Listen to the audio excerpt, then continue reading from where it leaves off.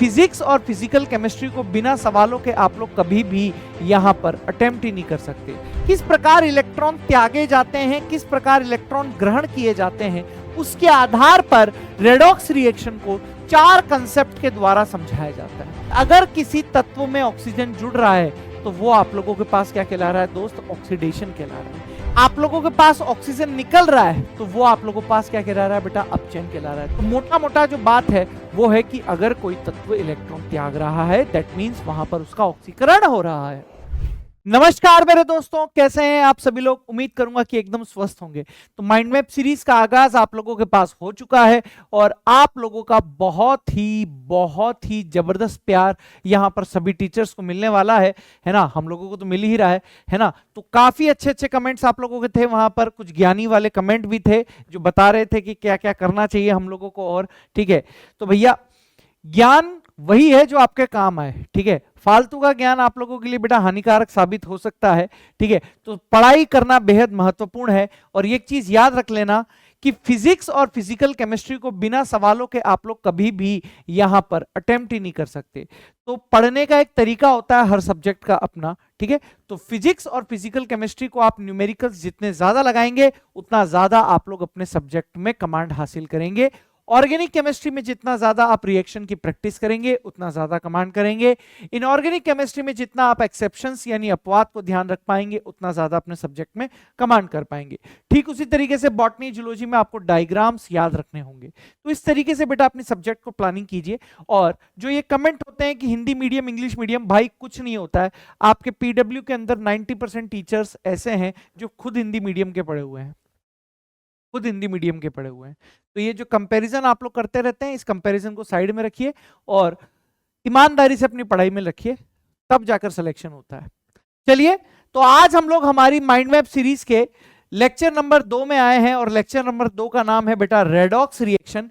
और ये मान के चलिए कि नीट के पॉइंट ऑफ व्यू से अगर मैं आप लोगों से बात करूं ना, तो यहां से आप लोगों के पास कंफर्म है 2 क्वेश्चन आना तय है। नीट में कंफर्म है बेटा 2 क्वेश्चन आना आप लोगों के पास तय माना जाता है। और 2 क्वेश्चन भी मैं बता देता हूं आप लोगों के पास कि कहां से वो क्वेश्चन आता है। एक क्वेश्चन तो तय है कि आप लोगों से ऑक्सीडेशन नंबर कैलकुलेट करवाता है। और दूसरा जो क्वेश्चन तय है वो है बेटा आप लोगों के पास रेडॉक्स अभिक्रिया को बैलेंस कराने का, ठीक है। तो आइए हम लोग यहां पर स्टार्ट करते हैं। सबसे पहले तो कुछ बेसिक टर्मिनोलॉजी है कि भैया आप लोग यहां पर रेडॉक्स रिएक्शन के बारे में क्या क्या समझ सकते हैं। तो सबसे पहले कुछ बेसिक टर्मिनोलॉजी है। रेडॉक्स रिएक्शन का मतलब आप लोगों को समझ में आना चाहिए। तो क्या होता है रेडॉक्स रिएक्शन, जरा देखने की कोशिश कीजिए। सर रेडॉक्स रिएक्शन 2 शब्दों से मिलकर आप लोगों के पास यहां पर बना हुआ है। एक है रिडक्शन और एक है बेटा आप लोगों के पास यहां पर ऑक्सीडेशन, ठीक है। सर रिडक्शन का मतलब होता है यहां पर अपचयन और सर ऑक्सीडेशन का मतलब होता है यहां पर ऑक्सीकरण। यानी अगर मैं इसकी डेफिनेशन आप लोगों को देना चाहूं तो क्या डेफिनेशन हो सकती है कि सर ऐसी अभिक्रिया जिसमें अपचयन और ऑक्सीकरण दोनों साथ साथ चलते हैं, रेडॉक्स अभिक्रिया यहां पर कहलाती है, ठीक है। सर एग्जाम्पल से जरा समझने का प्रयास करते हैं कि आखिर कैसे यहां पर रिडक्शन और ऑक्सीकरण दोनों साथ साथ चल रहे होते हैं। सर एक एग्जाम्पल मैंने यहां पर लिया है आप लोगों के पास कि भाई CuSO4 प्लस जिंक यहां पर लिया हुआ है। अभी हाल फिलहाल मैंने ये समझा तो दिया है कि कैसे ये +2 है, कैसे ये -2 है, लेकिन अभी के लिए आप लोग सिर्फ यहां पर ध्यान रखिए। मैं अभी आपको बताऊंगा कि कैसे ये चीजें मैंने निकाली है। तो अगर मैं यहां पर बात करूं कि ये CuSO4 2 यहां पर आयनों से मिलकर बना हुआ है, एक है Cu+2 आयन और एक है सल्फेट आयन। यानी Cu पर +2 चार्ज है और यहां पर इस सल्फर पर +6 चार्ज आएगा। अभी मैं आपको ऑक्सीडेशन नंबर में निकाल के सिखाऊंगा। और यहां पर जिंक अकेला तत्व है और अकेले तत्व की ऑक्सीडेशन स्टेट कितनी मानी जाती है बेटा, 0 मानी जाती है। और यहां पर CuSO4 और जिंक आपस में क्रिया करके किस में परिवर्तित हो रहे हैं, सर ZnSO4 प्लस Cu में यहां पर परिवर्तित हो रहे हैं। किसमें परिवर्तित हो रहे हैं मेरे दोस्त, ZnSO4 प्लस Cu में परिवर्तित हो रहे हैं। और अगर यहां पर बात करी जाए कि ये जिंक यहां पर Zn+2 में आ जाएगा और सल्फेट SO4 -2 में ही रहेगा। बस अंतर क्या हो गया है कि कॉपर +2 से 0 में आ चुका है, कॉपर +2 से 0 में आ चुका है। मतलब +2 का मतलब इसके पास 2 इलेक्ट्रॉनों की कमी थी, और जैसे ही इसने 2 इलेक्ट्रॉन यहां ग्रहण कर लिए हैं, इस प्रोसेस का नाम हो गया है बेटा रिडक्शन यानी अपचयन। यानी अगर मैं लिखना चाहूं तो यहां पर कॉपर ने 2 इलेक्ट्रॉन ग्रहण किए हैं, इसलिए यह प्रक्रिया आप लोगों के पास क्या कहला रही है मेरे दोस्त? अपचयन कहला रही है। ठीक है। और अगर आप देख रहे हो कि जिंक के पहले ऑक्सीकरण अवस्था यहां पर 0 थी और बाद में जिंक Zn+2 में परिवर्तित हो चुका है, अर्थात यहां +2 का मतलब है कि जिंक ने 2 इलेक्ट्रॉन त्याग दिए हैं। यानी यहां पर मैं लिखूंगा कि 2 इलेक्ट्रॉन त्यागे गए, 2 इलेक्ट्रॉन त्यागे गए। मतलब नीचे हो रहा है अपचयन, ऊपर हो रहा है ऑक्सीकरण, और एक ही अभिक्रिया में ये दोनों साथ साथ चल रहे हैं, इसलिए इसका नाम होता है बेटा आप लोगों के पास रेडॉक्स रिएक्शन। अब किस प्रकार इलेक्ट्रॉन त्यागे जाते हैं, किस प्रकार इलेक्ट्रॉन ग्रहण किए जाते हैं, उसके आधार पर रेडॉक्स रिएक्शन को 4 कंसेप्ट के द्वारा समझाया जाता है कि किस प्रकार इलेक्ट्रॉन त्यागे जा रहे हैं, किस प्रकार इलेक्ट्रॉन ग्रहण किए जा रहे हैं। उसके आधार पर रेडॉक्स रिएक्शन को 4 प्रकारों में यहां पर समझाया जाता है। एक होता है क्लासिकल कंसेप्ट, एक होता है मॉडर्न कंसेप्ट, एक होता है वैलेंसी कंसेप्ट, एक होता है ऑक्सीडेशन नंबर। आइए एक एक करके हम इन सारी चीजों को यहां पर पढ़ लेते हैं, फटाफट से देखिए। जैसे पहला है आप लोगों के पास क्लासिकल कंसेप्ट। पहला क्या है आप लोगों के पास? Classical concept. Sir classical concept क्या होता है, जरा चीजों को ध्यान से देखने की कोशिश कीजिए। कि जैसे पहली चीज आप लोगों से बोलिए कि अगर किसी तत्व में ऑक्सीजन जुड़ रहा है तो वो आप लोगों के पास क्या कहला रहा है दोस्त? ऑक्सीडेशन कहला रहा है। कि अगर किसी तत्व में ऑक्सीजन आप लोगों के पास जुड़ रहा है तो वो आप लोगों के पास ऑक्सीडेशन कहला रहा है। ठीक है सर, अगर कहीं पर आप लोगों के पास ऑक्सीजन निकल रहा है तो वो आप लोगों के पास क्या कहला रहा है बेटा? अपचयन कहला रहा है। जैसे देखिए Mg में ऑक्सीजन जुड़ा, मैग्नीशियम ऑक्साइड, तो ये ऑक्सीकरण हो गया। सर क्यूप्रिक ऑक्साइड में से ऑक्सीजन निकला तो ये अपचयन हो गया। सर अगली चीज, हाइड्रोजन का निकलना ऑक्सीडेशन कहलाता है और हाइड्रोजन का जुड़ना रिडक्शन कहलाता है। जैसे आप देखिए H2S में Cl2 के साथ अभिक्रिया कराई है तो यहां पर HCl बन गया है और सल्फर अलग हो गया है, यानी यहां सल्फर से हाइड्रोजन निकल गया है। जबकि दूसरी तरफ N2+3H2 gives it 2NH3, यहां पर नाइट्रोजन में हाइड्रोजन ऐड हुआ है तो यह प्रक्रिया रिडक्शन कहलाती है। ठीक है सर, इसके अलावा अधिक विद्युत ऋणी तत्व का जुड़ना ऑक्सीडेशन कहलाता है। जैसे SnCl2+Cl2, ये आप लोगों के पास SnCl4 है। अधिक विद्युत ऋणी तत्व का निकलना, जैसे आप देख लीजिए वहां पर क्लोरीन आप लोगों के पास निकल रहा है तो वो अपचयन कहला रहा है। सर कम विद्युत ऋणी तत्व का निकलना, ये आप लोगों के पास यहाँ पर ऑक्सीडेशन है, और वहां कम विद्युत ऋणी तत्व का जुड़ना ये आप लोगों के पास अपचयन है। जैसे देखिए K2MnO4+Cl2, तो यहां पर आप लोगों के पास क्या हुआ है? कम विद्युत ऋणी, यानी पोटेशियम यहां से निकल चुका है और वहां पर कम विद्युत ऋणी का जुड़ना, यानी कॉपर वहां पर जुड़ चुका है। कम विद्युत ऋणी का मतलब होता है जो इलेक्ट्रॉनों को कम आकर्षित करे। तो ये तो होती है बेटा आप लोगों के पास क्लासिकल कंसेप्ट। ठीक है, ये आप लोगों के पास क्या होती है मेरे दोस्त? क्लासिकल कंसेप्ट यहां पर आप लोगों के पास होता है। बस 2 ही कंसेप्ट पढ़ने की आप लोगों को आवश्यकता है। ठीक है, ऑक्सीडेशन नंबर्स के हिसाब से आप लोगों को यहां पर समझने की कोई जरूरत नहीं है, है ना? वैलेंसी कंसेप्ट और उसको समझने की जरूरत आप लोगों के पास नहीं है। ठीक है, आप 2 चीजों से आपका काम यहां पर बन जाएगा। जरा देखिए दूसरा कंसेप्ट है बेटा आप लोगों के पास इलेक्ट्रॉन के दान अथवा इलेक्ट्रॉन के ग्रहण करने के आधार पर हम लोग ऑक्सीकरण और अपचयन को कैसे बांटते हैं, जरा देखने की कोशिश कीजिए। सर ऑक्सीकरण का मतलब बहुत सिंपल है कि सर ऐसी प्रक्रिया जिसमें इलेक्ट्रॉन का दान किया जाता है वो आप लोगों के पास क्या कहलाती है मेरे दोस्त? ऑक्सीकरण कहलाती है। और ऐसी प्रक्रिया जिसमें इलेक्ट्रॉन को ग्रहण किया जाता है वो आप लोगों के पास रिडक्शन कहलाती है। आइए जरा एग्जाम्पल से चीजों को समझने का प्रयास करें। जैसे मैग्नीशियम आप लोगों के पास है, सॉलिड अवस्था में इसके पास जितने बाह्यतम कोश में इलेक्ट्रॉन होने चाहिए उतने इलेक्ट्रॉन इसके पास उपस्थित हैं। लेकिन जैसे ही मैग्नीशियम सॉलिड ने 2 इलेक्ट्रॉन त्यागे जलीय अवस्था में तो यह मैग्नीशियम +2 में आ गया है। मतलब जब भी कोई तत्व इलेक्ट्रॉन त्यागेगा तो उसका ऑक्सीकरण होगा। क्या होगा? उसका ऑक्सीकरण होगा। मतलब मैग्नीशियम ने 2 इलेक्ट्रॉन त्याग दिए तो ये मैग्नीशियम 2+ में बदल गया। जिंक ने 2 इलेक्ट्रॉन त्याग दिए तो ये Zn+2 में बदल गया। कॉपर ने 2 इलेक्ट्रॉन त्याग दिए, कॉपर +2 में बदल गया। आयरन ने 2 इलेक्ट्रॉन और 3 इलेक्ट्रॉन त्यागे तो यहां पे ऑक्सीडेशन हो गया। तो मोटा मोटा जो बात है वो है कि अगर कोई तत्व इलेक्ट्रॉन त्याग रहा है दैट मींस वहां पर उसका ऑक्सीकरण हो रहा है। वहीं पर इसकी उल्टी बात अगर बोल दूं कि अगर कोई तत्व इलेक्ट्रॉन ग्रहण कर रहा है, कोई तत्व अगर इलेक्ट्रॉन ग्रहण कर रहा है तो वहां पर वो क्या कहलाएगा दोस्त, अपचयन कहलाएगा। जैसे कॉपर +2 ने 2 इलेक्ट्रॉन ग्रहण किए तो यहां पर कॉपर का अपचयन हो गया। Fe+2 ने 2 इलेक्ट्रॉन ग्रहण किए तो ये Fe हो गया। Mg+2 ने 2 इलेक्ट्रॉन ग्रहण किए तो ये Mg में बदल गया। Sn+4 ने 2 इलेक्ट्रॉन ग्रहण किए, Sn+2 में बदल गया। क्लोरीन ने 1 इलेक्ट्रॉन ग्रहण किया, Cl- में बदल गया। ये आप लोगों के पास है। अब ये तो हो गई परिभाषा। अच्छा, ये आप लोगों को करने की कोई जरूरत नहीं है, वैलेंसी और ऑक्सीडेशन नंबर दोनों में क्लियर है। वैलेंसी अगर बढ़ रही है, ऑक्सीडेशन नंबर अगर बढ़ रहा है दैट मींस ऑक्सीडेशन है। वैलेंसी घट रही है, ऑक्सीडेशन नंबर घट रहा है दैट मींस रिडक्शन है। तो ये हमारे काम की नहीं है, लेकिन हमारे जो काम की थी वो मैंने आप लोगों को यहां पर करा दी। अब एक सबसे महत्वपूर्ण चीज, सबसे महत्वपूर्ण चीज एक आप लोगों के पास होती है। अक्सर बच्चे क्या करते हैं, ऑक्सीडेशन स्टेट, ऑक्सीडेशन नंबर और वैलेंसी में अंतर ही नहीं पता रहता है।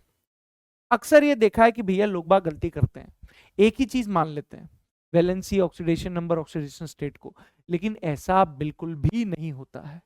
ऐसा बिल्कुल भी नहीं होता है कि ये सारी चीजें एक होती।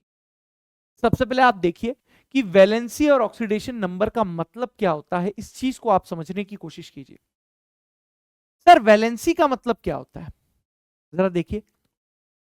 सर वैलेंसी का मतलब होता है कि किसी भी तत्व के बाह्यतम कोश में उपस्थित इलेक्ट्रॉनों की संख्या, क्या लाइन बोल रहा हूं मैं, किसी भी तत्व के बाह्यतम कोश में इलेक्ट्रॉनों की संख्या ही आप लोगों के पास यहां पर क्या कहलाती है दोस्त, वैलेंसी कहलाती है।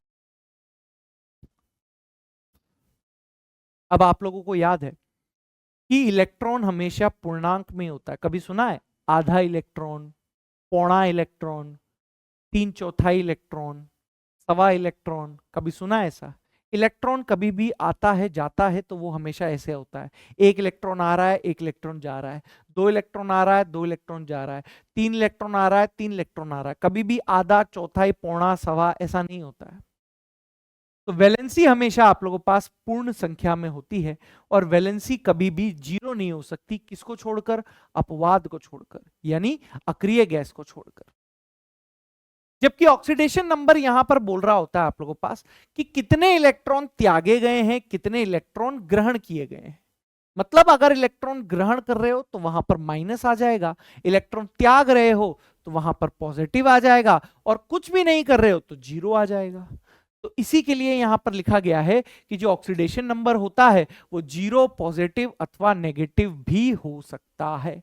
अच्छा, एक चीज यहां भिन्नात्मक रूप से लिखी गई है, तो वो भिन्नात्मक जो चीज लिखी गई है वो एवरेज होता है, ये याद रखना, वो एवरेज है। ठीक है, एवरेज है, एवरेज है ना। ये जो भिन्नात्मक से आप कंफ्यूज हो रहे हो, ये भिन्नात्मक एवरेज होता है। ठीक है, जैसे देखो यहां पर मान लीजिए मैंने एक एग्जांपल लिया है आप लोगों के पास कि Fe3O4 में आयरन की ऑक्सीडेशन स्टेट और ऑक्सीडेशन नंबर में क्या अंतर होता है। अब आप लोगों को यह चीज क्लियर हो जाएगी इस एग्जांपल से, बहुत बेहतरीन एग्जांपल है, इससे ये चीज एकदम क्रिस्टल क्लियर हो जाएगी कि Fe3O4 में आयरन की ऑक्सीडेशन स्टेट कितनी है।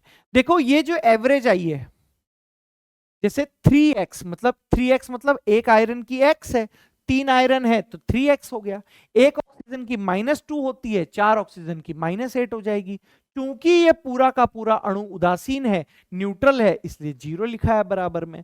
ये -8 उधर जाएगा तो ये 3x बराबर 8 हो जाएगा, x बराबर 8/3। तो यहां इस 3 Fe परमाणु की या इस 3 आयरन के परमाणु की जो एवरेज आया है वो आएगा 8/3, और इसी एवरेज को बोला जाता है मेरे दोस्त ऑक्सीडेशन नंबर, और इसी के लिए यहां पर लिखा गया था भिन्नात्मक, इसी के लिए यहां शब्द आया था भिन्नात्मक।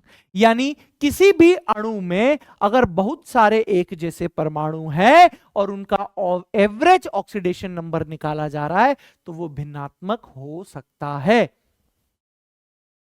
ठीक है, लेकिन अगर आप ढंग से देखो तो ये Fe3O4 जो है ये इस रूप में अस्तित्व में रहता है, यानी FeO प्लस Fe2O3 के रूप में रहता है, जहां पर ये वाला आयरन +2 के रूप में स्थायी होता है और ये वाला आयरन +3 के रूप में स्थायी होता है। यानी इंडिविजुअल जो ऑक्सीडेशन स्टेट है, यानी इंडिविजुअल तत्व के लिए जो भी हम यहां पर लिखते हैं कि कितने इलेक्ट्रॉन त्याग रहा है, कितने इलेक्ट्रॉन ग्रहण कर रहा है, वो कहलाती है ऑक्सीकरण अवस्था। वो कहलाती है ऑक्सीकरण अवस्था। बहुत तगड़ा चीज, जिस व्यक्ति को यह चीज पता हो जाएगी उसका काम एकदम बन जाएगा दोस्त, कि ऑक्सीडेशन नंबर और ऑक्सीडेशन स्टेट में क्या अंतर होता है। ऑक्सीडेशन नंबर एवरेज होता है जितने भी परमाणु हैं, और ऑक्सीडेशन स्टेट हर किसी का अलग अलग होता है। क्या इतनी चीज क्लियर है? इतनी चीज क्लियर है? अगर इतनी चीज क्लियर है मेरे बच्चों आप लोगों के पास, अगर इतनी चीज आप लोगों के पास क्लियर है मेरे बच्चों, जरा देखना है यहां पर, जरा यहां पर देखने की कोशिश कीजिए। तो हमारा अगला ही टॉपिक आप लोगों के पास क्या है सर? अगला ही टॉपिक हम लोगों के पास जो है वो है यहां पर कि भैया ऑक्सीकरण अंक कैसे निकालेंगे। ठीक है, अगला ही जो नियम है वो क्या है, ऑक्सीकरण अंक कैसे निकालेंगे। एक मिनट जरा पानी पी लें। ठीक है, अब देखो, अब मैं आप लोगों को यहां पर बताता हूं ऑक्सीकरण अंक निकालने के कुछ नियम। ठीक है, यहां पर मैं आप लोगों को बता रहा हूं ऑक्सीकरण अंक के नियम।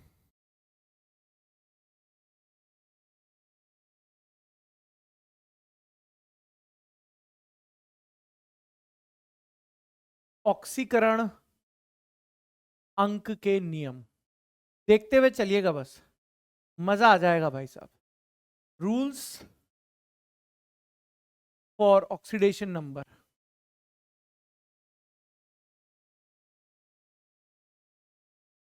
रूल्स फॉर ऑक्सीडेशन नंबर, एकदम मजा आ जाएगा मेरे दोस्तों, एकदम मजा आ जाएगा आप लोगों के पास।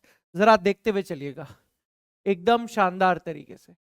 पहली चीज आप ये याद रखिए, पहली चीज आप ये याद रखिए जो मैं आप लोगों को बताना चाह रहा हूं कि विलगित, विलगित का मतलब होता है अकेला, विलगित या अकेला या अकेले या मुक्त अवस्था में, मुक्त अवस्था में उपस्थित तत्व की ऑक्सीडेशन नंबर 0 मानी जाती है। ऑक्सीडेशन नंबर क्या मान ली जाती है मेरे दोस्त आप लोगों के पास? 0 मान ली जाती है।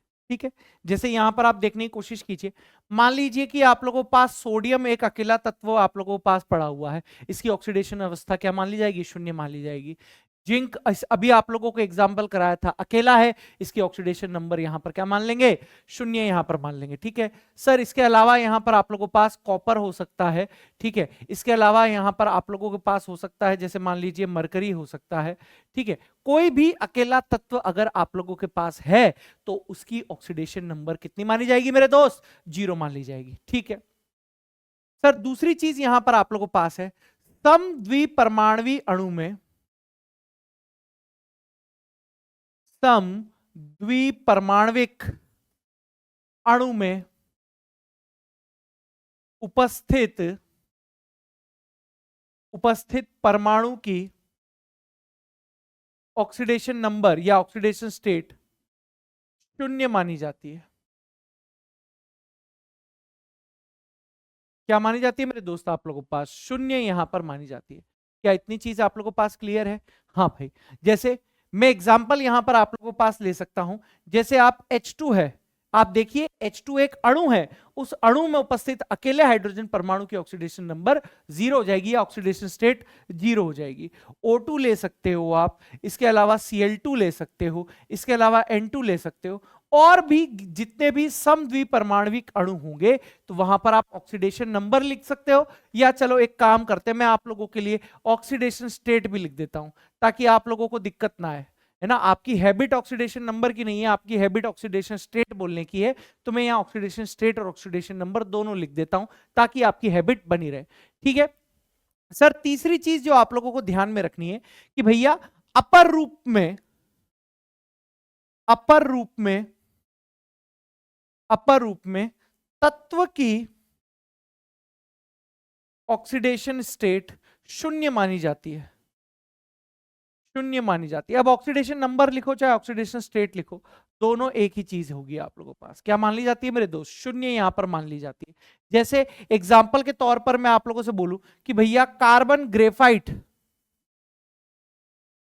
ग्रेफाइट की ऑक्सीडेशन स्टेट कितनी हो जाएगी? आप बोलोगे कि कार्बन ग्रेफाइट की ऑक्सीडेशन स्टेट, चूंकि कार्बन का अपरूप है तो 0 यहां पर हो जाएगा।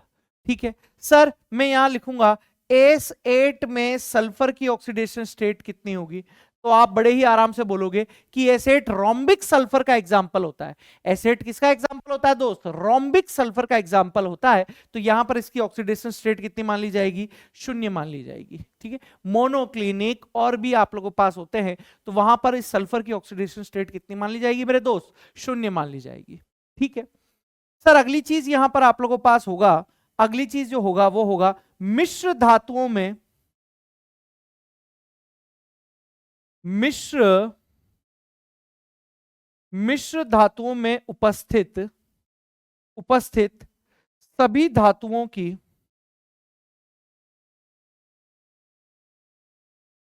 धातुओं की ऑक्सीडेशन स्टेट शून्य मानी जाती है, शून्य मानी जाती है। कि अगर आप लोगों के पास कोई मिश्र धातु है तो वहां पर जितनी भी धातुएं उसमें उपस्थित है उस मिश्रण में, उन सब की ऑक्सीडेशन स्टेट कितनी मानी जाएगी मेरे दोस्त? शून्य मानी जाएगी।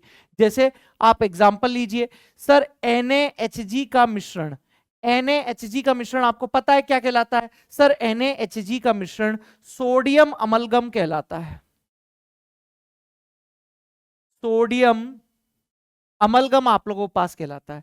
अब इस सोडियम अमलगम में चाहे आप सोडियम की ऑक्सीडेशन स्टेट निकालिए चाहे आप मरकरी की ऑक्सीडेशन स्टेट निकालिए, दोनों की ऑक्सीडेशन स्टेट कितनी मानी जाएगी बेटा? शून्य मानी जाएगी। तो यहां पर मैं लिखूंगा, मैं Na व Hg की ऑक्सीडेशन स्टेट बराबर शून्य होगी। ठीक है, ये नियम याद होने चाहिए बेटा, तभी जाकर आप क्वेश्चन कर पाओगे, वरना बड़ी दिक्कत आने वाली है। ठीक है सर, पांचवा पॉइंट जो आप लोगों के पास है वो है कि यदि संकुल यौगिकों में उदासीन लिगेंड उपस्थित है, यदि संकुल यौगिकों में उदासीन लिगेंड आप लोगों के पास उपस्थित है, तो वहां पर आप लोगों के पास जो केंद्रीय धातु आयन होते हैं, यानी जो सेंट्रल मेटल आयन होते हैं, उनकी ऑक्सीडेशन स्टेट कितनी मान ली जाएगी दोस्त? 0 मान ली जाएगी। यानी मैं यहां पर क्या लिखूंगा आप लोगों के पास कि किसी संकुल यौगिकों में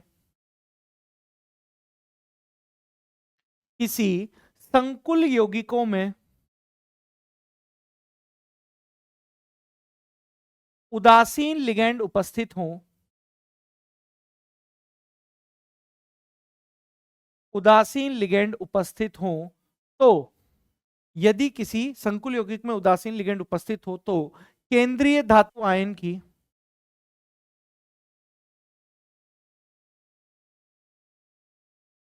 केंद्रीय धातु आयन की ऑक्सीडेशन स्टेट शून्य मानी जाती है या शून्य होती है। क्या होती है मेरे दोस्त? शून्य आप लोगों के पास होती है। जैसे एग्जाम्पल के तौर पर अगर मैं आप लोगों से बात करूं तो NiCO4, NiCO4 आप लोगों के पास ऐसा संकुल है जिसमें कार्बोनिल आप लोगों के पास क्या होता है दोस्त? उदासीन लिगेंड होता है। तो यहां पर Na की जो ऑक्सीडेशन स्टेट होगी, Na की जो ऑक्सीडेशन स्टेट होगी वो आप लोगों के पास कितनी हो जाएगी दोस्त? 0 यहां पर हो जाएगी। कितनी हो जाएगी? 0। अब उदासीन लिगेंड आप लोगों को पता होने चाहिए, अगर आप ड्रॉपर के विद्यार्थी हो तो H2O उदासीन लिगेंड होता है, कार्बोनिल उदासीन लिगेंड होता है, ट्राइफिनाइल फॉस्फिन उदासीन लिगेंड होता है। इसके अलावा और भी उदासीन लिगेंड आप लोगों के पास जब आप लोगों को कोऑर्डिनेशन कंपाउंड पढ़ाया जाएगा वहां पर बताया जाएगा। लेकिन फिलहाल कहां कहां 0 है आप लोगों को जानकारी होनी चाहिए। सर आइए सिक्स्थ रूल बताइए। सर इसके अलावा सिक्स्थ रूल यहां पर क्या बन सकता है, जरा देखने की कोशिश कीजिएगा। अब एक एक चीज यहां पर गौर करने वाली बात रहेगी आप लोगों के पास। सर सिक्स पॉइंट है हम लोगों के पास कि फ्लोरीन के सभी यौगिकों में, फ्लोरीन के सभी यौगिकों में फ्लोरीन के सभी यौगिकों में उसकी ऑक्सीकरण अवस्था या उसकी ऑक्सीडेशन स्टेट -1 मानी जाती है, -1 मानी जाती है। जितने भी आप लोगों के पास फ्लोरीन के यौगिक होंगे उन सब में यहां पर फ्लोरीन की ऑक्सीडेशन अवस्था हमेशा कितनी मानी जाएगी दोस्त? -1 मानी जाएगी। रीजन रीजन ऐसा क्यों हो रहा है? इसका रीजन है मेरे बच्चे, क्योंकि फ्लोरीन बहुत हाई ईएन का होता है। फ्लोरीन की हाई इलेक्ट्रोनेगेटिविटी, यानी इलेक्ट्रॉन को कभी छोड़ता ही नहीं है, हमेशा अपने पास रखता है, तो इसका छोड़ने की टेंडेंसी न के बराबर है, इसलिए यहां पर इसकी ऑक्सीडेशन स्टेट हमेशा -1 होती है। ठीक है सर। सर अगला पॉइंट यहां पर बताइए सर, 7th पॉइंट यहां पर बताइए कि साधारणतया, या ऐसे लिखिए सामान्यतया, सामान्यतया हाइड्रोजन की ऑक्सीडेशन स्टेट, हाइड्रोजन की ऑक्सीडेशन स्टेट +1 होती है, +1 होती है, परंतु परंतु धातु हाइड्राइड में, धातु हाइड्राइड में हाइड्रोजन की, धातु हाइड्राइड में हाइड्रोजन की ऑक्सीडेशन स्टेट -1 होती है। धातु हाइड्राइड में ऑक्सीजन, सॉरी, धातु हाइड्राइड में हाइड्रोजन की ऑक्सीडेशन स्टेट कितनी होती है? -1। अब बिना क्वेश्चन और बिना एग्जांपल के तो चीजें समझना ना के बराबर है। जैसे आप देखिए, मैं यहां पर बात कर रहा हूं सोडियम हाइड्राइड की, मैं बात कर रहा हूं दोस्त आप लोगों के पास सोडियम हाइड्राइड की। जरा आप देखने की कोशिश कीजिए, सर Na ब्लॉक का यहां पर तत्व है, S ब्लॉक की धातु है, तो यहां पर मुझे हाइड्रोजन की ऑक्सीडेशन स्टेट निकालनी है, तो जिसकी भी ऑक्सीडेशन स्टेट निकालनी होती है उसको क्या माना जाता है बेटा? X माना जाता है। तो यहां देखिए कि चूंकि S ब्लॉक का है और वो भी फर्स्ट ए का सदस्य है, तो +1 +X, और उदासीन है तो क्या लिख दूंगा सर? 0 लिख दीजिए। तो यहां पर आ जाएगा बेटा x बराबर आप लोगों के पास -1, यानी यहां पर जो हाइड्रोजन है वो आप लोगों के पास -1 ऑक्सीडेशन स्टेट में उपस्थित है। सर इसके अलावा सर मैग्नीशियम हाइड्राइड अगर मैं आप लोगों के पास लेता हूं, बहुत ध्यान से देखने की कोशिश कीजिएगा। सर मैग्नीशियम हाइड्राइड हमारे पास S ब्लॉक का सदस्य है और यहां पर सेकंड ए का सदस्य है, तो यहां पर इसकी +2 होती है। सर +2 है, सर दो हाइड्रोजन, एक हाइड्रोजन की X है, दो हाइड्रोजन की 2X होगी, और सर चूंकि ये पूरा का पूरा अणु उदासीन है तो बराबर 0 लगा दूंगा, तो यहां पर 2x बराबर आप लोगों के पास -2 आ जाएगा, x बराबर -1 आ जाएगा, यानी एक हाइड्रोजन की यहां पर -1 है तो दो हाइड्रोजन की -2 हो जाएगी। मेरी बात एकदम क्रिस्टल क्लियर हो रही है आप लोगों को? ठीक है सर, अगर ये पॉइंट क्लियर है तो सर 8th नंबर का पॉइंट आप लोगों के पास यहां पर आ रहा है, और वो 8th नंबर का पॉइंट क्या है कि सामान्यतया, सामान्यतया ऑक्सीजन की, सामान्यतया ऑक्सीजन की ऑक्सीडेशन स्टेट, ऑक्सीडेशन स्टेट -2 मानी जाती है, -2 मानी जाती है। परंतु मेरे दोस्तों कुछ यौगिक ऐसे भी होते हैं जिसमें ऑक्सीजन की ऑक्सीडेशन स्टेट -2 नहीं होती। जैसे देखने की कोशिश कीजिएगा, अगर मैं आप लोगों के पास बोलूं कि परऑक्साइड, परऑक्साइड में, परऑक्साइड में ऑक्सीजन की ऑक्सीडेशन स्टेट जो होती है वो आप लोगों के पास -1 होती है। ठीक है सर, सुपर ऑक्साइड में, सुपर ऑक्साइड में ऑक्सीजन की, ऑक्सीजन की ऑक्सीडेशन स्टेट बराबर -1/2 होती है मेरे जिगर के छल्लों। और सर ओजोनाइड में, ओजोनाइड में ऑक्सीजन की, ऑक्सीजन की ऑक्सीडेशन स्टेट जो होती है मेरे बच्चों -1/3 आप लोगों के पास होती है। कितनी होती है दोस्त? -1/3 होती है। इतनी बात क्लियर है? सर एग्जाम्पल से होती है क्लियर है, ये थ्योरी से क्लियर ना होती चीजें तो ले एग्जाम्पल ले मेरे दोस्त, एग्जाम्पल ले। सर परऑक्साइड का फेमस एग्जाम्पल आप ले सकते हो भाई H2O2, H2O2। ठीक है, अब आप बताइए सर, हाइड्रोजन की पता है, देखो धातु हाइड्राइड में -1 करनी है आपको, बाकी सारी जगह हाइड्रोजन की कितनी होगी, +1 होगी। तो यहां एक हाइड्रोजन की +1 है, तो यहां पर एक ऑक्सीजन की कितनी हो जाएगी, -1 हो जाएगी। तो दो की कितनी हो जाएगी, -2 हो जाएगी। मैं करके बता देता हूं आप लोगों को, जरा देखिए, जरा देखिए सर। H2O2 के लिए सर दो हाइड्रोजन है +2, दो ऑक्सीजन है प्लस का 2x बराबर, चूंकि उदासीन है इसलिए 0 लिख दिया है हमने। तो यहां से 2x बराबर आ गया है बेटा -2, x बराबर आ गया है बेटा +1। x बराबर क्या, सॉरी x बराबर क्या आ गया आप लोगों के पास, -1 यहां पर आ जाए। x बराबर क्या आ जाएगा मेरे दोस्त, -1। खत्म हो गया, ये आप लोगों के पास परऑक्साइड हो गया। सर सुपर ऑक्साइड का बता दीजिए। सर सुपर ऑक्साइड मतलब KO2 ले लीजिए, सुपर ऑक्साइड मतलब KO2 आप ले लीजिए। सर KO2 का मतलब यहां पर क्या होगा, सर KO2 का मतलब आप लोग आसानी से समझ सकते हैं इस तरीके से कि सर पोटेशियम का +1 + 2x चूंकि उदासीन है बराबर 0, तो सर 2x बराबर आ गया -1, x बराबर आ जाएगा -1/2। ये लीजिए, ये लीजिए, ये लीजिए। क्लियर है इतनी चीज? हाँ सर। सर अगला रूल, सर 9th नंबर का रूल बेहद ही इंपॉर्टेंट आप लोगों के पास रहने वाला है। जरा शांति के साथ, धैर्य के साथ समझने की कोशिश कीजिए।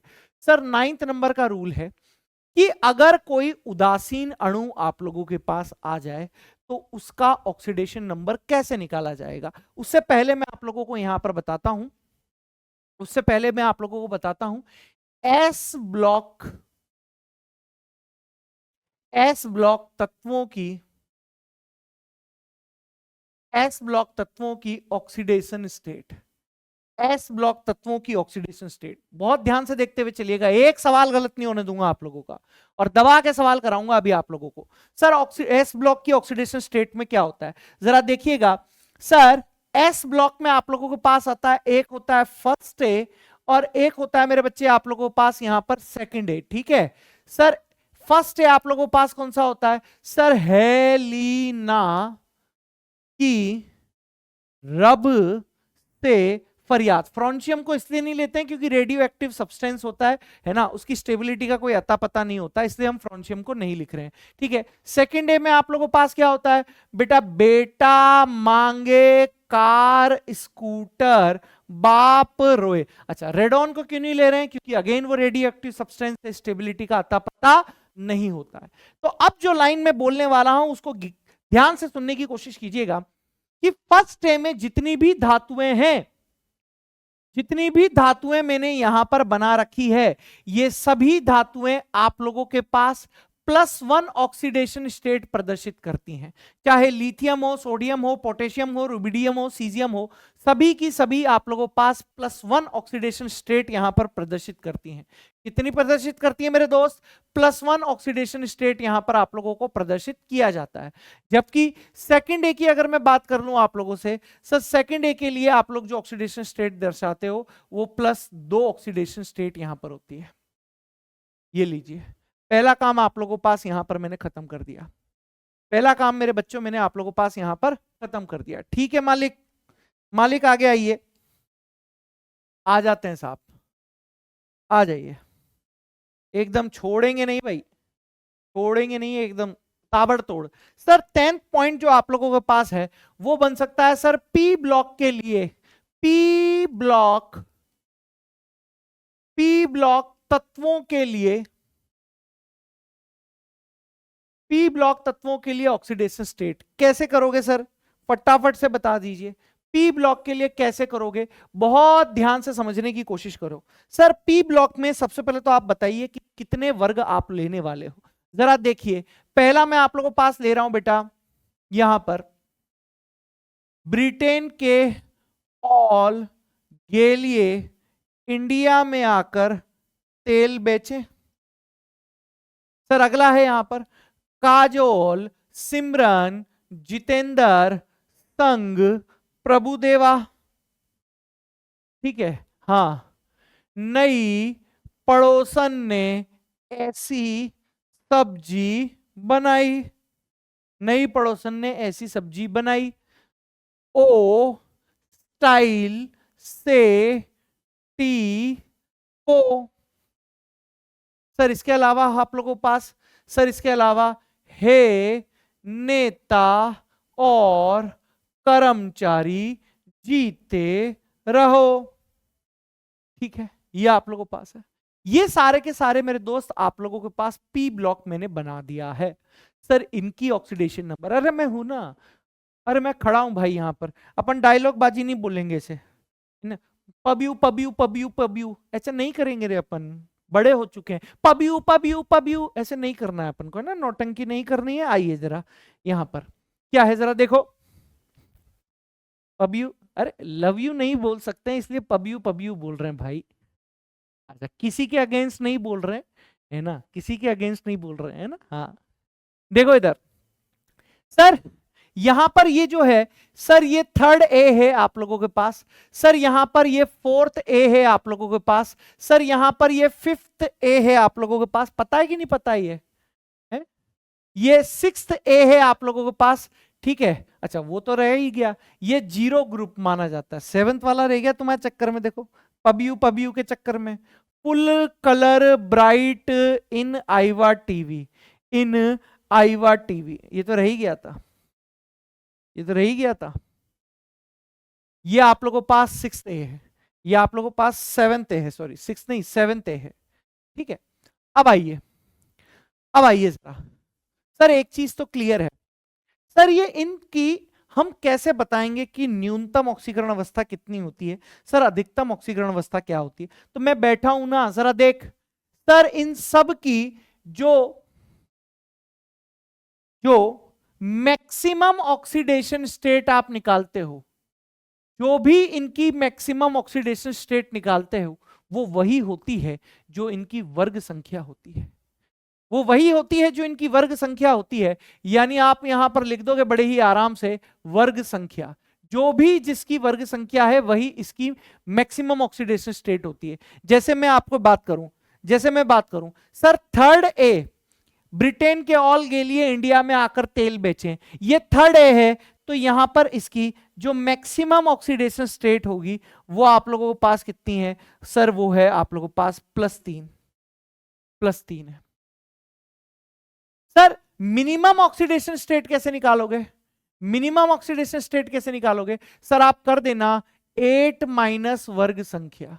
कैसे करोगे, 8 माइनस वर्ग संख्या कर देना, 8 माइनस वर्ग संख्या कर देना।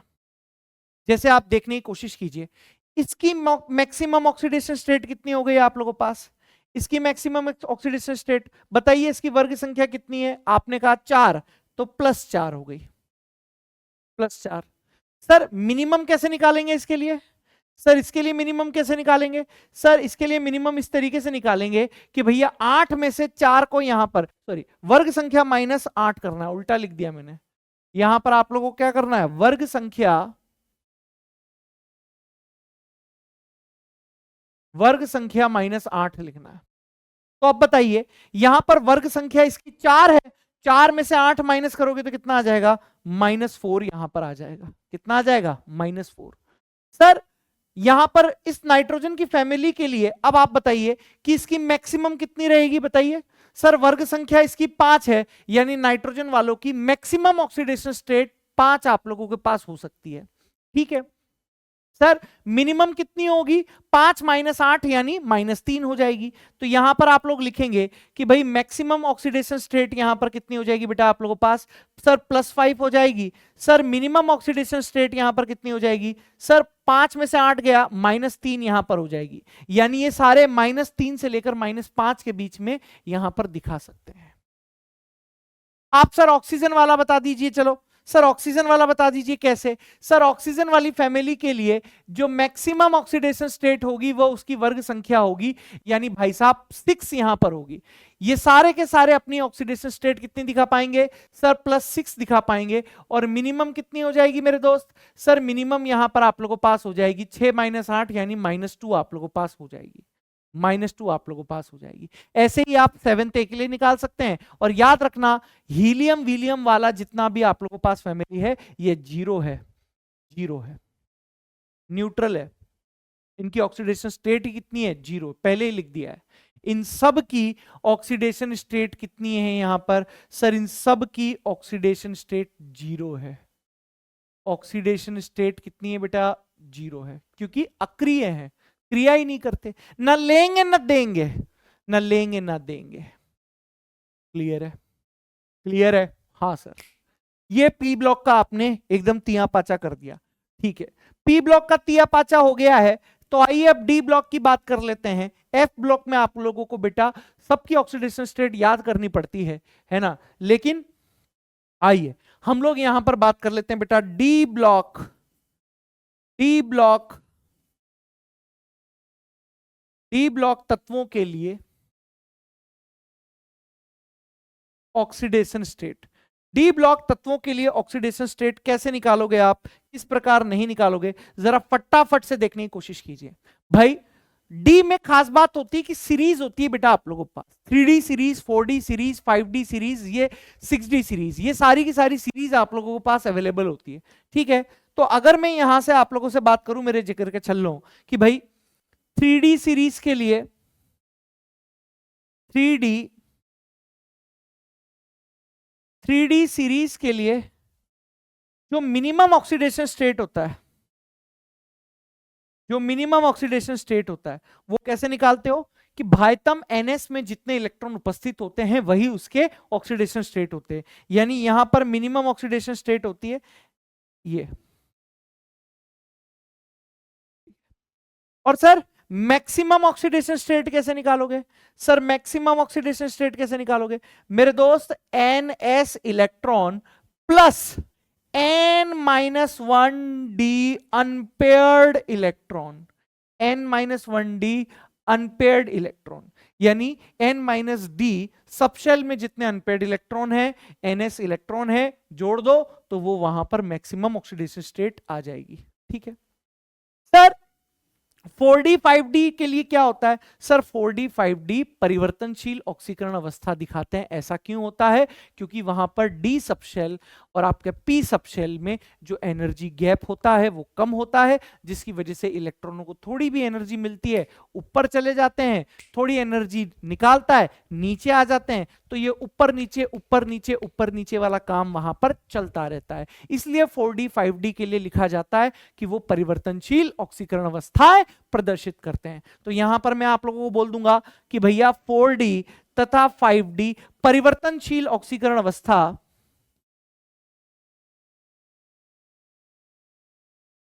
परिवर्तनशील ऑक्सीडेशन स्टेट दिखाते हैं। ठीक है, इतना पॉइंट क्लियर हो गया आप लोगों को? बोल दो हाँ सर। तो ये आप लोगों के पास 11 पॉइंट मैंने आप लोगों को ये ब्लॉक के बता दिए। सर अभी तो और पिक्चर बाकी है, झांकी बाकी है, तुम कहां जा रहे हो? झांकी बाकी है सर। सर 12 नंबर का पॉइंट आप लोगों के पास, 12 नंबर का पॉइंट क्या है जरा आप देखने की कोशिश कीजिए। अब आप लोगों को सारी चीजें मिल चुकी हैं, अब आप लोग करने के लिए तैयार हैं। यहां पर क्वेश्चन देखिए सर, लिखा हुआ है उदासीन अणुओं के लिए, उदासीन अणुओं के लिए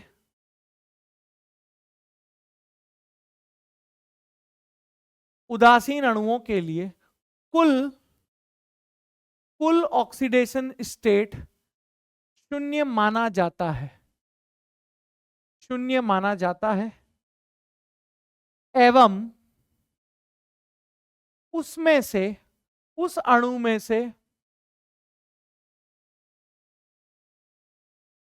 उस अणु में से जिस तत्व की ऑक्सीडेशन स्टेट निकालनी हो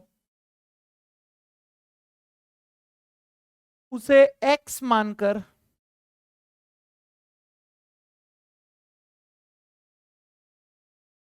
सॉल्व किया जाता है। ये X मैथमेटिक वाला X है, तुम्हारा प्यार मोहब्बत वाला X मत मान लेना, ठीक है? उसे मानकर सॉल्व किया जाता है।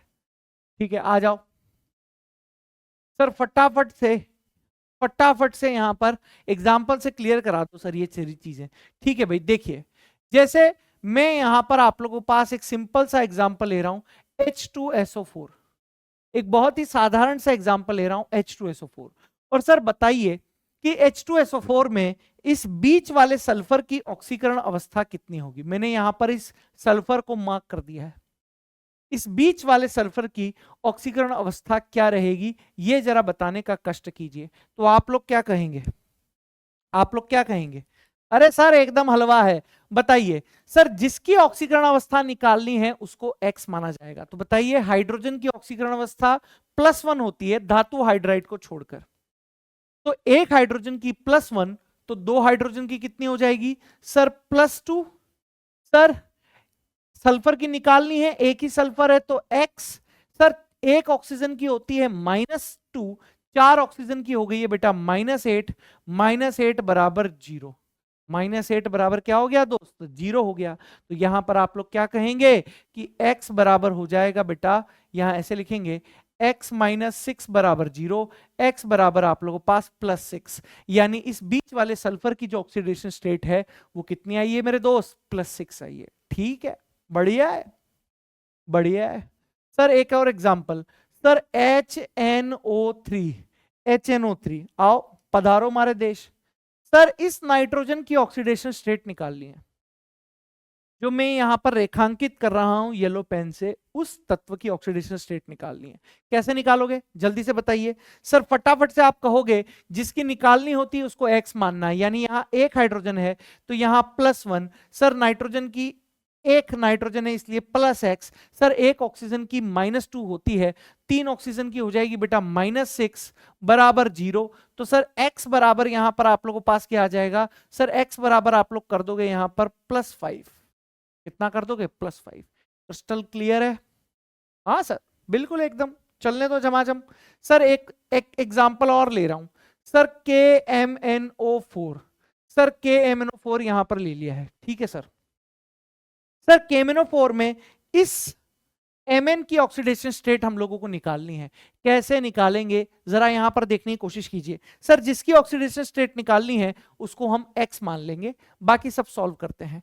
सर पोटेशियम चूंकि S ब्लॉक का है +1, मैग्नीज की निकालनी है तो X। सर एक ऑक्सीजन की -2, 4 ऑक्सीजन की हो जाएगी बेटा -8। कितनी हो जाएगी? -8। चूंकि उदासीन है बराबर क्या लगा दोगे? 0। चूंकि उदासीन है बराबर लगा दोगे यहां पर 0। तो X बराबर यहां पर आप लोगों के पास आ जाएगा मेरे दोस्त +7। X बराबर क्या आ जाएगा मेरे दोस्त? +7। क्या इतनी चीज क्लियर है? लेकिन अब कुछ अपवाद यहां पर हैं, कुछ शानदार वाले अपवाद मेरे दोस्त यहां पर आप लोगों का इंतजार कर रहे हैं। जरा आप देखने की कोशिश कीजिए। यह हमेशा के लिए सत्य नहीं है, ये जो फंडा मैंने लिखाया है ये हमेशा के लिए सत्य नहीं है। कुछ ऐसे स्पेशल एग्जाम्पल होते हैं जहां पर ये जाकर फेल हो जाता है। कुछ ऐसे स्पेशल एग्जाम्पल होते हैं। सर क्या स्पेशल एग्जाम्पल है जरा देखने की कोशिश कीजिए। सर पहला है H2SO5। पहला है बेटा आप लोगों के पास H2SO5, इसको बोलते हैं बेटा केरोज एसिड। इसको क्या बोलते हैं दोस्त? केरोज एसिड यहां पर बोला जाता है। क्या बोलते हैं दोस्त? केरोज एसिड। अब जरा देखने की कोशिश कीजिए, आप में से बहुत सारे विद्यार्थी जोश में आ जाएंगे और होश खो देंगे कि सर इस सल्फर का निकालना है। सर एक हाइड्रोजन का +1, दो हाइड्रोजन का +2, सर एक सल्फर का +X, एक ऑक्सीजन का -2, 5 ऑक्सीजन का -10। चूंकि उदासीन है 0, तो यहां से X -8 बराबर 0। सर X बराबर +8 पबियू पबियू पबियू पबियू +8 आ गया। अरे खरबूजे, सल्फर की +8 बताइए क्या मैंने? सल्फर वाली फैमिली की मैक्सिमम ही कितनी है? +6। मैक्सिमम ही कितनी है? +6। +6 से तो ज्यादा जा ही नहीं सकता, और तुमने तो +8 निकाल दी। इसका मतलब एकदम सरासर गलत है, सरासर ही गलत है, यानी ये कंसेप्ट फेल हो गया। तो अब इस मास्टर की बात तुम्हें याद आएगी, और मास्टर ने बोला था कि कभी भी जब भी आप लोगों के पास अपवाद आए तो ये रट के मत चले जाना, थोड़ा बहुत स्ट्रक्चर के बारे में जानकारी होनी चाहिए। और मेरे दोस्तों ये होती है आप लोगों के पास केरोज एसिड की स्ट्रक्चर। ये होती है मेरे दोस्त केरोज एसिड की स्ट्रक्चर। ये आप लोगों के पास केरोज एसिड की स्ट्रक्चर है। अब हमें निकालनी किसकी है मेरे जिगर के छल्ले? मुझे निकालनी किसकी है? इस सल्फर की ऑक्सीडेशन स्टेट निकालनी है। मुझे किसकी निकालनी है सर? इस सल्फर की ऑक्सीडेशन स्टेट निकालनी है।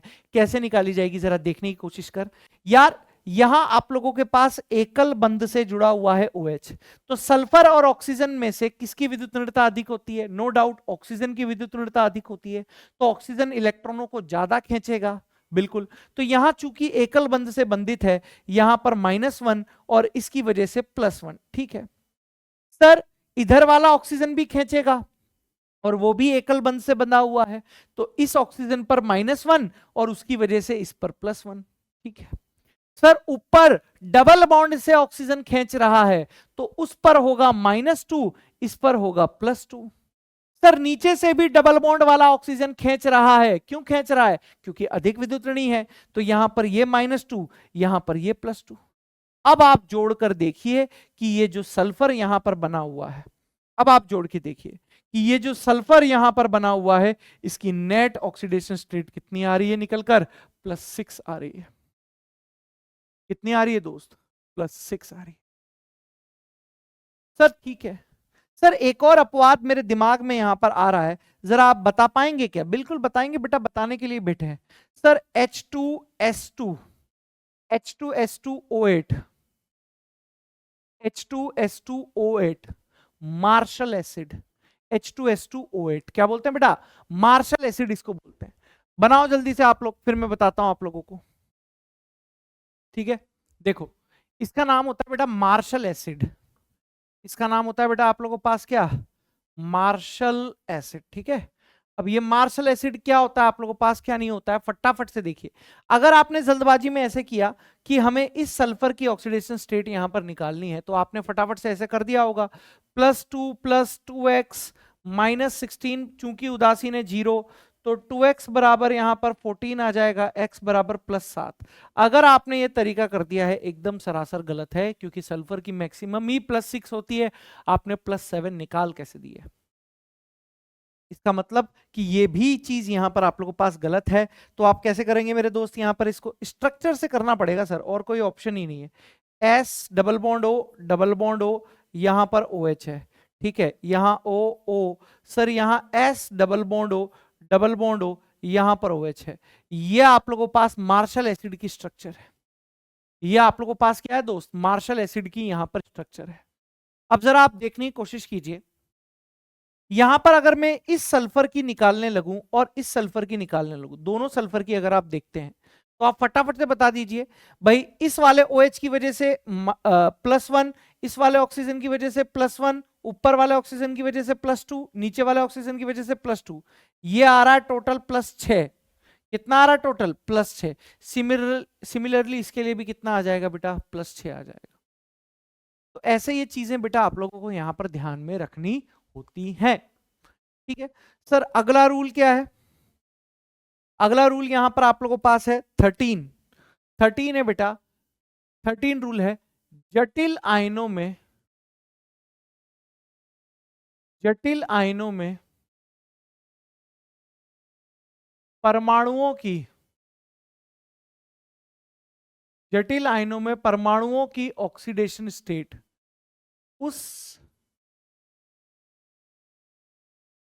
उस आयन पर उपस्थित, उस आयन पर उपस्थित कुल आवेश के बराबर होती है। कुल आवेश के बराबर होती है। कुल आवेश की क्या होती है मेरे दोस्त? बराबर आप लोगों के पास होती है। जैसे यहां पर आप देखने की कोशिश कीजिए, एग्जाम्पल के तौर पर अगर मैं SO4 - 2 आप लोगों के पास लिखूं, ये जटिल आयन, कॉम्प्लेक्स आयन, और यहां पर मुझे निकालनी है आप लोगों के पास इस सल्फर की ऑक्सीडेशन स्टेट, तो कैसे निकालेंगे? तरीका वही है, जिसकी निकालनी है उसको x मान लो। तो यहां x प्लस एक ऑक्सीजन की -2 होती है और 4 ऑक्सीजन की -8 हो जाएगी, तो यहां पर x -8, और यहां ओवरऑल चार्ज कितना है इनका? -2 हो गया आप लोगों के पास। तो यहां पर इस सल्फर की ऑक्सीडेशन स्टेट कितनी आ जाएगी बेटा? +6 आ जाएगी, ठीक है सर। एक और एग्जांपल से यहां पर क्लियर करवाइए।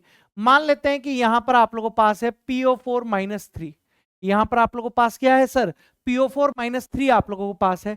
तो सर क्या करोगे यहां पर, जरा देखने की कोशिश कीजिए। सर इस फास्फोरस की ऑक्सीडेशन स्टेट निकालनी है, इस फास्फोरस की ऑक्सीडेशन स्टेट निकालनी है। कैसे करोगे सर, x -4 ऑक्सीजन की -8 ही रहने वाली है, x -8 और टोटल चार्ज है -3, तो x बराबर यहां पर कितना आ जाएगा बेटा, +5 आ जाएगा। इस तरीके से यहां पर आप लोगों को चीजें करनी है, ठीक है। सर लास्ट रूल अगर मैं आप लोगों को यहां पर करा दूं, सर लास्ट रूल क्या है आप लोगों के पास, जरा देखिए। लास्ट रूल है बेटा आप लोगों के पास उप सह संयोजक यौगिक में, उप सह संयोजक यौगिकों के लिए जरा आप देखने की कोशिश कीजिएगा। अगर मैं आप लोगों से उप सह संयोजक यौगिकों की बात करूं तो आप लोगों के दिमाग में एक ही चीज आती होगी कि सर ऐसे यौगिक जिसमें कुछ इस तरीके से एरो उपस्थित होता है। उपसह संयोजक यौगिकों की पहचान क्या होती है, कुछ इस तरीके का यौगिक हम लोगों के पास उपस्थित होता है, ठीक बात है। अब सर यहां पर बात करें तो ये वाली जो साइट होती है, ये वाली साइट आप लोगों के पास ग्राही यानी एक्सेप्टर कहलाती है, और ये वाली साइट हम लोगों के पास दाता यानी डोनर वाली साइट कहलाती है, ठीक है। अब इसके दो केस यहां पर बन सकते हैं मेरे दोस्त, इसके दो केस यहां पर आप लोगों के पास बन सकते हैं। केस नंबर 1 देखिए, केस नंबर 1 देखिए। केस नंबर 1 आप लोगों के पास में ले रहा हूं कि यदि यदि En ऑफ दाता, En ऑफ दाता बराबर En ऑफ ग्राही, या फिर आप लोग लिख सकते हो कि En ऑफ ग्राही ज्यादा होगी बेटा आप लोगों के पास En ऑफ दाता से, En ऑफ दाता से। En ऑफ ग्राही आप लोगों के पास En ऑफ दाता से यहां पर ज्यादा रहेगी। तो याद रखना जब भी ये एरो आएगा तो यहां पर ये डॉट जिसके पास रहेगा उसके पास +2, और ये एरो जिसके पास रहेगा उसके पास -2। सर एग्जांपल से क्लियर कराइए। जैसे यहां पर ले लेता हूं मैं N3H हाइड्रोजोइक एसिड, ये N3H, N3H, ठीक है।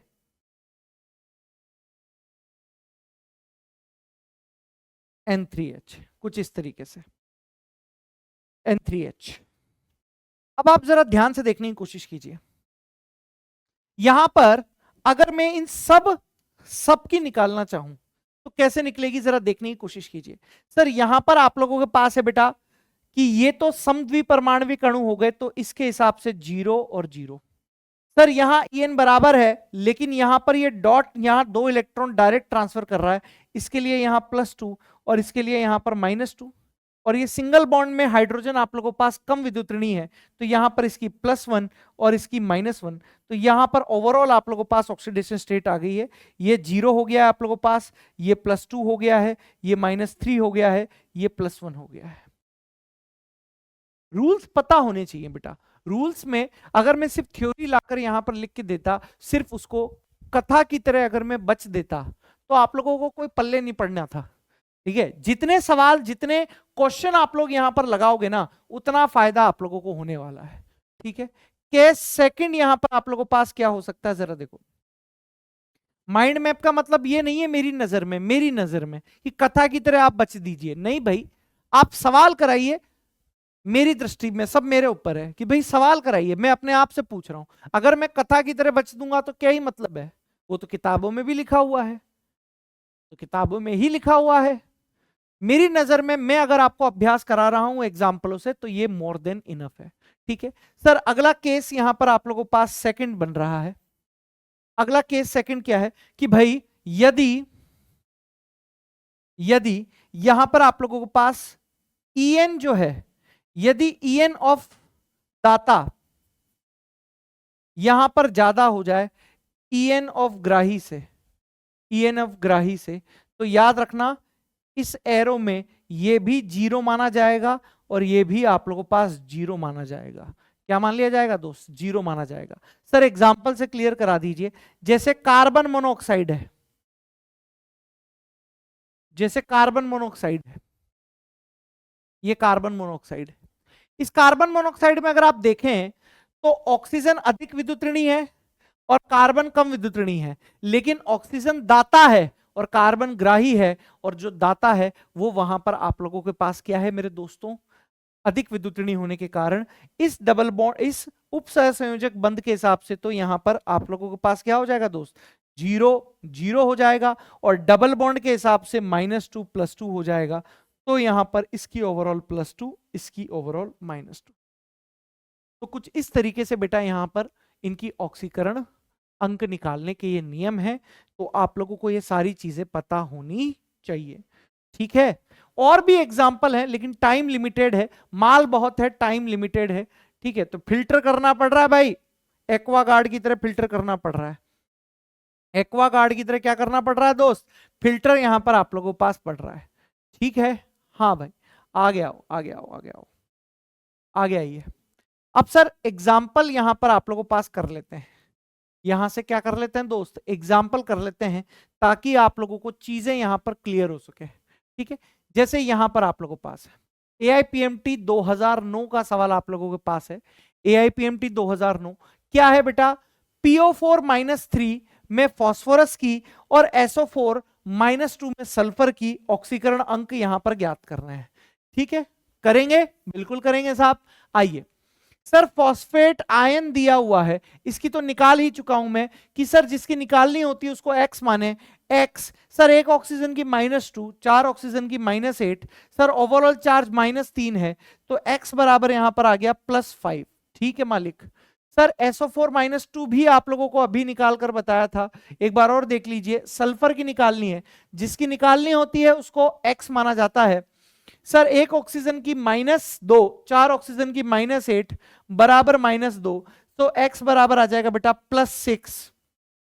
सर Cr2O7-2 है, Cr2O7-2 है, कहने का मतलब क्या है सर, कहने का मतलब बड़ा ही आराम से है यहां पर कि भाई यहां 2 क्रोमियम आप लोगों के पास है, ठीक है। तो लिख दीजिए सर 2x, सर एक ऑक्सीजन की होती है -2, तो यहां पर 7 ऑक्सीजन की हो जाएगी बेटा -14, बराबर ओवरऑल चार्ज दिया हुआ है बेटा -2, तो 2x बराबर हो जाएगा मेरे दोस्त यहां पर प्लस का 12, x बराबर आ जाएगा बेटा प्लस का 6। तो ये लीजिए, ये लीजिए मेरे दोस्त, +5 +6 और +6, option second is the right answer. आसान है, ठीक है। सर अगला सवाल है यहां पर आप लोगों के पास, इसको देखिए।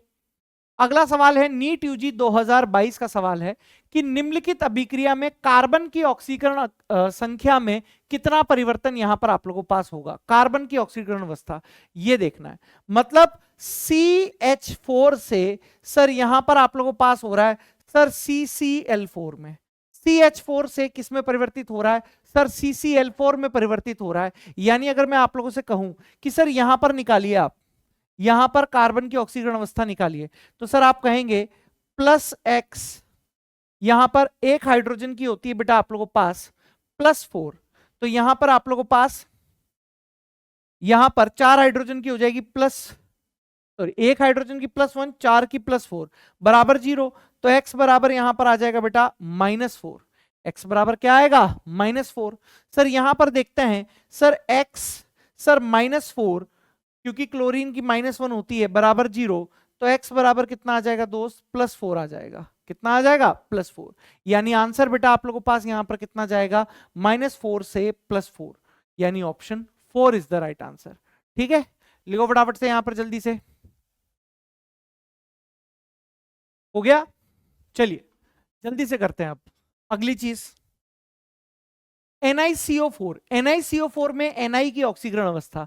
अरे भाई आप सभी को पता है कि यहां पर ये जो NiCO4 मैंने आप लोगों के पास लिखा हुआ है, जरा यहां पर बताइए कि ये जो CO है, ये यहां पर आप लोगों के पास क्या है, उदासीन लिगेंड है, न्यूट्रल लिगेंड है, क्या है मेरे दोस्त आप लोगों के पास उदासीन लिगेंड है, यानी न्यूट्रल लिगेंड है। और चूंकि ये न्यूट्रल लिगेंड है तो केंद्रीय धातु आयन पर जो ऑक्सीकरण अवस्था होगी वो क्या मानी जाएगी बेटा, शून्य मानी जाएगी। नियम में बताया ये आप लोगों को, option second is the right answer, एकदम रेलगाड़ी।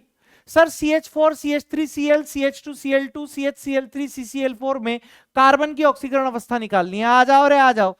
सर कार्बन की निकालनी है x, हाइड्रोजन की +1 होती है एक की, तो +4 4 की +4, उदासीन है 0, x बराबर हो गया दोस्त -4। अगला बोलो रे सर CH3Cl है, बस कार्बन की निकालनी है, तो जिसकी निकालनी है उसको x मानो। सर एक हाइड्रोजन की +1, 3 हाइड्रोजन की होती है +3, और बोलो क्लोरीन की होती है -1, चूंकि उदासीन है तो 0 बोलो। सर x +2 बराबर 0 बोल सकते हो, तो x बराबर यहां पर आप लोग -2 बोल सकते हो। यस, आगे की रेलगाड़ी बोलो।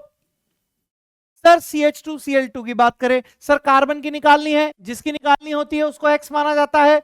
सर एक हाइड्रोजन +1, 2 हाइड्रोजन +2, सर 2 क्लोरीन है -2, चूंकि उदासीन है 0। सर +2 से -2 कट गया, x बराबर 0। सर आगे की कहानी है आप लोगों के पास, CHCl3 है मालिक, CHCl3। सर कार्बन की निकालनी है, जिसकी निकालनी है उसको x मानिए, हाइड्रोजन की 1। सर एक क्लोरीन की -1, 3 क्लोरीन की -3, उदासीन है 0। सर x -2 बराबर 0, तो x बराबर कितना आ गया दोस्त, +2 आ गया। सर CCl4 आप लोग कर सकते हैं, x -4 बराबर 0, x बराबर +4, खत्म। एकदम रेलगाड़ी की तरह करना है। -4 +2, -4 -2 0, +2 +4, option 3 is the right answer. Sir आगे आइए। सर निम्न में से असत्य कथन आप लोगों को बताना है, असत्य कथन बेहद ही ज्यादा जरूरी है। आइए sir, NH4 2S2O8, NH4 2 sir S2O8, अगर आप इसको तोड़ेंगे तो ये टूटेगा, 2NH4 पॉजिटिव प्लस का S2O8 -2 यहां पर आप लोगों को पास आएगा, S2O8 -2, ठीक है। H2S2O8, अरे वही तो है, मार्शल एसिड वाला है कि नहीं है? अरे यार गजब कर रहे हो यार, अभी तो पढ़ाया था, मार्शल एसिड वाला है कि नहीं है? हाँ सर, यानी यहां पर सल्फर की ऑक्सीडेशन स्टेट कितनी होगी, +6, निकाल कर बताई थी, ये एकदम सही है। सर OSO4 में सर आप लोगों के पास ऑस्मियम की ऑक्सीडेशन स्टेट निकाल के देख लें।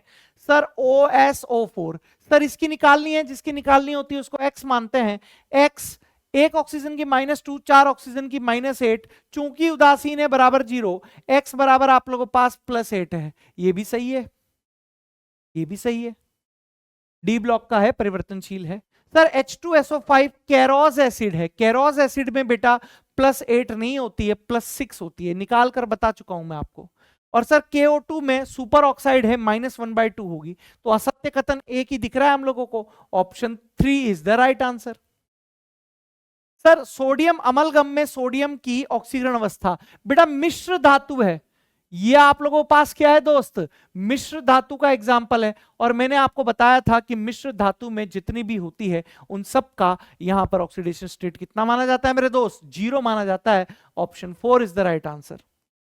अगला सवाल है HNC, बहुत बढ़िया सर, HNC ये वाला एग्जाम्पल है, HNC ये वाला एग्जाम्पल है।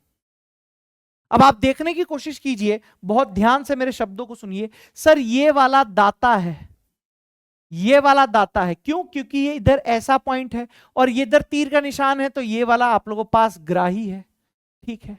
अब बताइए नाइट्रोजन और कार्बन में से अधिक विद्युत ऋणी कौन है आपके पास? सर आपने कहा नाइट्रोजन और कार्बन में से अधिक विद्युत ऋणी नाइट्रोजन है, और ये इलेक्ट्रॉन देना चाह रहा है जबकि इसकी टेंडेंसी होती नहीं है, तो इस उप सहसंयोजक के लिए सर ये 0 हो गया, सर ये भी 0 मानना पड़ेगा, ठीक है। सर इस हाइड्रोजन के लिए यहां सिंगल बंद है, तो यहां +1 आ जाएगा, यहां -1 आ जाएगा, और इस डबल बॉन्ड के रिस्पेक्ट में इस पर +2 आएगा, इस पर -2 आएगा, तो ओवरऑल इसका +1 आया, -3 आया, +2 आया, ये लीजिए। और आप जोड़ के भी देखेंगे तो ओवरऑल न्यूट्रल हो जाएगा, +1 +2 +3, -3 बराबर 0। और हमसे पूछा हुआ था कार्बन की ऑक्सीकरण अवस्था, +2। जब तक नियम याद नहीं होंगे गलतियां होंगी, क्या सुन रहे हो मेरे जिगर के छल्लों? जब तक नियम याद नहीं होंगे तब तक गलतियां होंगी। सर अगला सवाल, कार्बन सब ऑक्साइड, ये भी तभी स्पेशल एग्जाम्पल है, ये जितने भी करवा रहा हूं सारे स्पेशल एग्जाम्पल हैं। कार्बन सब ऑक्साइड ये होता है मेरे दोस्त,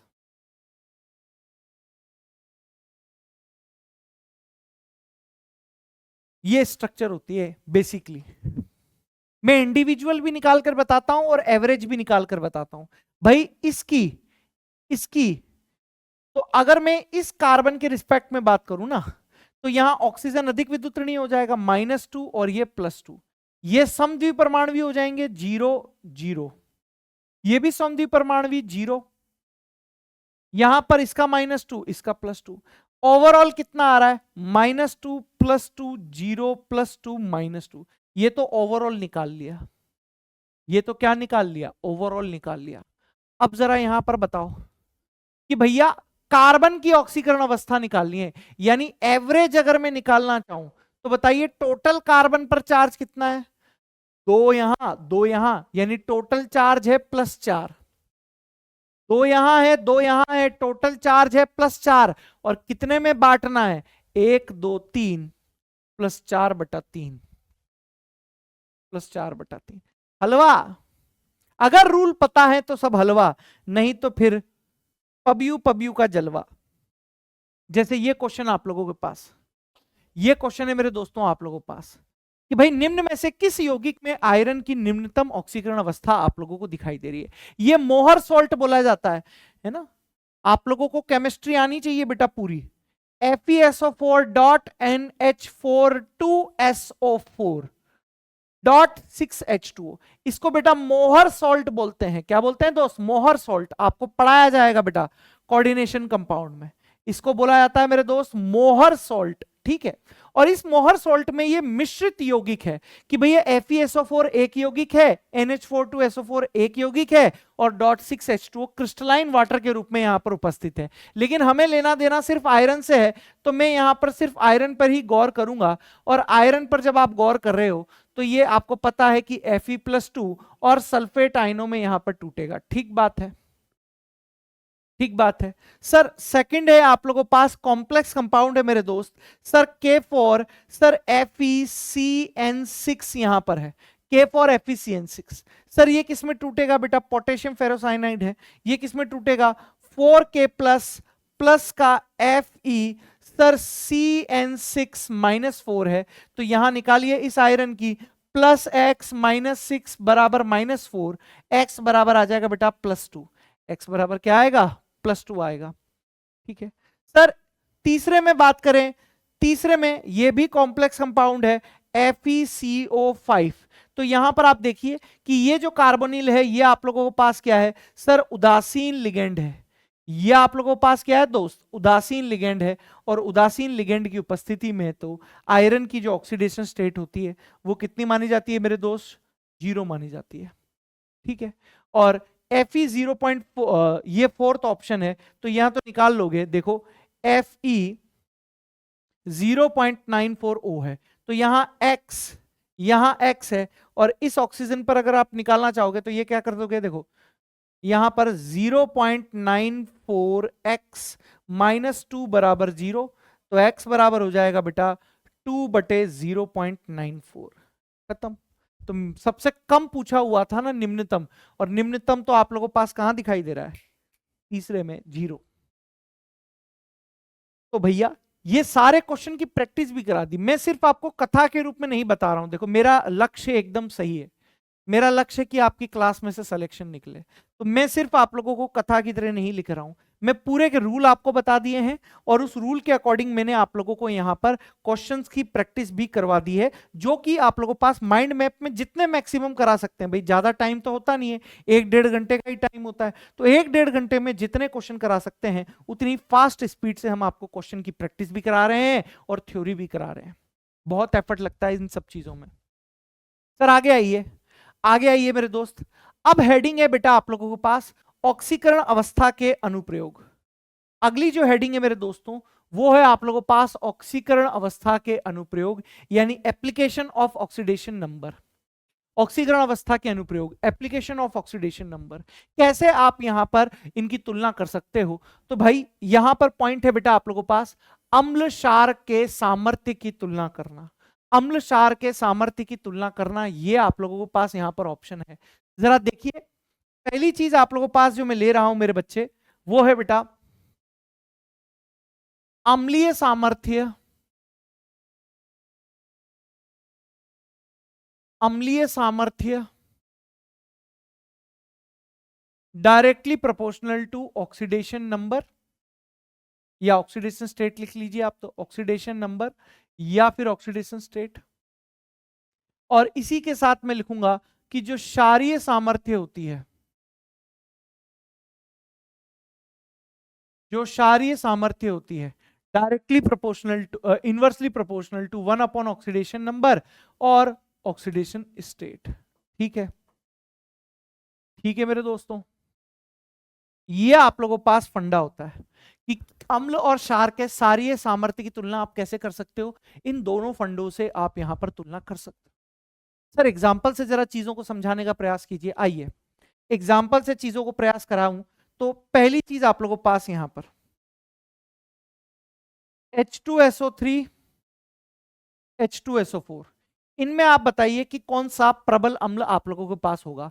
तो भैया यहां पर एक काम करते हैं सर, यहां पर हम इस सल्फर की ऑक्सीडेशन स्टेट निकाल लेते हैं। इस सल्फर की ऑक्सीडेशन स्टेट अगर निकाल लें, जिसकी ज्यादा होगी उसकी अम्लीय प्रकृति ज्यादा हो जाएगी। ठीक है, उसकी अम्लीय प्रकृति ऑटोमेटिकली आप लोगों के पास क्या हो जाएगी मेरे दोस्त, ज्यादा हो जाएगी। चलिए चेक करते हैं। सर यहां पर आप लोग करेंगे, सर एक हाइड्रोजन की +1, दो हाइड्रोजन की +2 होगी। सर +2 + x -6 आएगा। क्यों? क्योंकि एक ऑक्सीजन की -2 तो 3 की -6 बराबर 0। तो यहां से x बराबर आप लोगों के पास आ जाएगा मेरे दोस्त +4, यानी यहां पर इस सल्फर की ऑक्सीडेशन स्टेट कितनी है, +4 है। सर H2SO4 में सर +2 + x -8 बराबर 0, तो x बराबर आ गया +6। अब आप बताइए, जिसकी ऑक्सीकरण अवस्था अधिक है तो वहां पर उसके आप लोगों के पास एसिडिक नेचर भी ज्यादा होगी। ये लीजिए सर, एक और क्वेश्चन बता दो यहां पर, ये लो सर। यहां पर बात करें सर HClO, HClO2 और HClO3 सर यहां पर अगर बात करी जाए आप लोगों से, जरा ध्यान से देखिए, यहां पर अगर बात करी जाए मेरे दोस्तों आप लोगों से, तो आप कहेंगे कि सर यहां पर इस सल्फर का ऑक्सीडेशन स्टेट जो आएगा, निकालना है अब आप लोगों को, वो +1 आएगा। सर यहां से आप लोगों के पास +3 आएगा, यहां पर आप लोगों के पास +5 आएगा। ये निकालना है बेटा आप लोगों को। तो जैसे जैसे बेटा ऑक्सीडेशन नंबर बढ़ेगा, वैसे वैसे इनकी अम्लीय प्रकृति का जो नेचर होगा वो भी आप लोगों के पास क्या हो जाएगा मेरे दोस्त, बढ़ जाएगा। क्या होगा मेरे दोस्त, बढ़ जाएगा। यानी ये आप लोगों के पास इस तरीके से हो गया है। क्लियर है? सर अगली चीज यहां पर आप लोगों के पास क्या है, जरा देखिए। सर अगली चीज यहां पर आप लोगों के पास हो सकती है N2O, sir NO, sir N2O3 और सर N2O4। यहां पर मैं कंपैरिजन कर रहा हूं बेटा आप लोगों के पास अम्लीय प्रवृत्ति। यहां पर मैं आप लोगों से बात कर रहा हूं किसकी, अम्लीय प्रवृत्ति की बात कर रहा हूं। सर क्या होगा यहां पर, जरा देखने की कोशिश कीजिए। सर निकाल कर देख लेते हैं। सर यहां पर आप लोगों के पास +2x -2, 2x -2 बराबर 0, यानी यहां पर नाइट्रोजन +1 होगा, +2 होगा, +3 होगा, और यहां पर आप लोगों के पास +4 होगा। तो जैसे जैसे ऑक्सीडेशन नंबर आप लोगों के पास बढ़ रहा है, अम्लीय प्रकृति भी मेरे दोस्त आप लोगों के पास बढ़ेगी। ठीक है? क्या है? तो ये आप लोगों के पास हो गया। अब बात करता हूं बेटा मैं आप लोगों के पास यहां पर किसकी। सर अब आगे आप लोग यहां पर बात करने जा रहे हो मेरे दोस्तों, फटाफट से देखने की कोशिश कीजिए। सर एग्जाम्पल बेस वाला भी करा दो ना। ठीक है भाई, NaOH, और यहां पर मैं ले रहा हूं आप लोगों के पास NaOH, उसके बाद मैं ले रहा हूं MgOH होल ट्वाइस। ठीक है, और या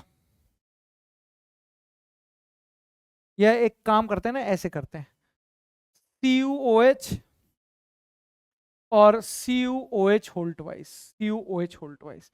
इन दोनों में बताइए कि किसकी बेसिक नेचर आप लोगों के पास ज्यादा होगी। इन दोनों में बताइए बेसिक नेचर,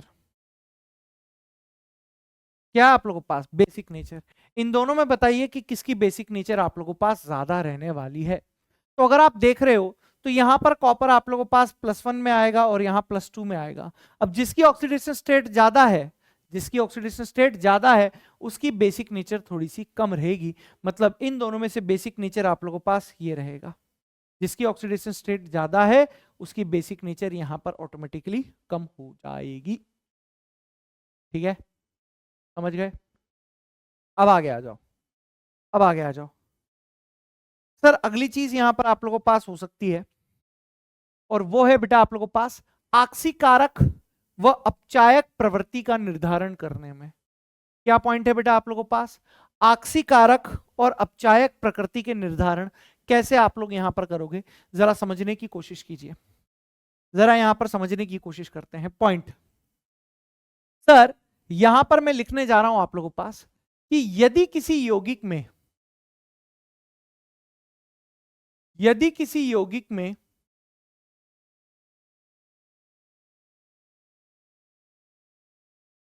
यदि किसी यौगिक में तत्व अपनी अधिकतम ऑक्सीकरण अवस्था में हो,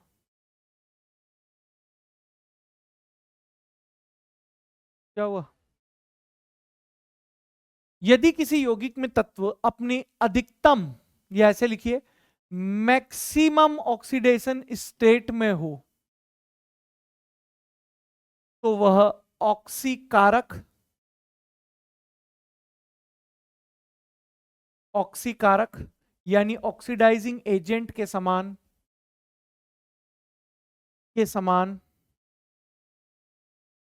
कार्य करता है।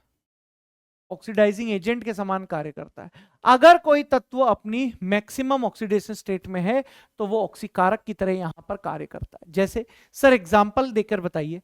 सर अगर मैं आप लोगों से बात करूं कि सर KMnO4, अगर मैं आप लोगों से बात कर रहा हूं KMnO4, सर KMnO4 आप लोगों के पास ऑक्सीडाइजिंग एजेंट है या नहीं है, तो हम चेक करेंगे कि यहां पर जो हमारे पास मैग्नीज है इसकी मैक्सिमम ऑक्सीडेशन स्टेट कितनी है। तो यहां आप लिखोगे +1 + x - 8 बराबर 0, तो x बराबर आ जाएगा दोस्त +7, और मैग्नीज अपनी मैक्सिमम ऑक्सीडेशन स्टेट में है, इसलिए ये यहां पर किसकी तरह काम करेगा? ऑक्सीकारक की तरह काम करेगा। सर अगला ले सकता हूं मैं आप लोगों के पास, सर K2Cr2O7, K2Cr2O7 यहां पर आप लोगों के पास है। सर अगेन अगर मैं इस क्रोमियम की यहां पर निकालूं तो इसकी ऑक्सीडेशन स्टेट +6 आती है और वो आप लोगों के मैक्सिमम ऑक्सीडेशन स्टेट होती है, तो इसी वजह से ये भी यहां पर आप लोगों के पास ऑक्सीकारक की तरह कार्य करता है। वहीं पर अगर मैं बेटा H2SO4 के लिए बात करूं, H2SO4, और यहां पर भी आप लोगों को बहुत सारे सवाल करा चुका हूं कि इस सल्फर की जो ऑक्सीडेशन स्टेट है वो +6 है, और ऑक्सीडेशन स्टेट तो पहले ही मैं आपको लिखवा चुका हूं सारी, तो ये भी ऑक्सीकारक की तरह कार्य करेगा।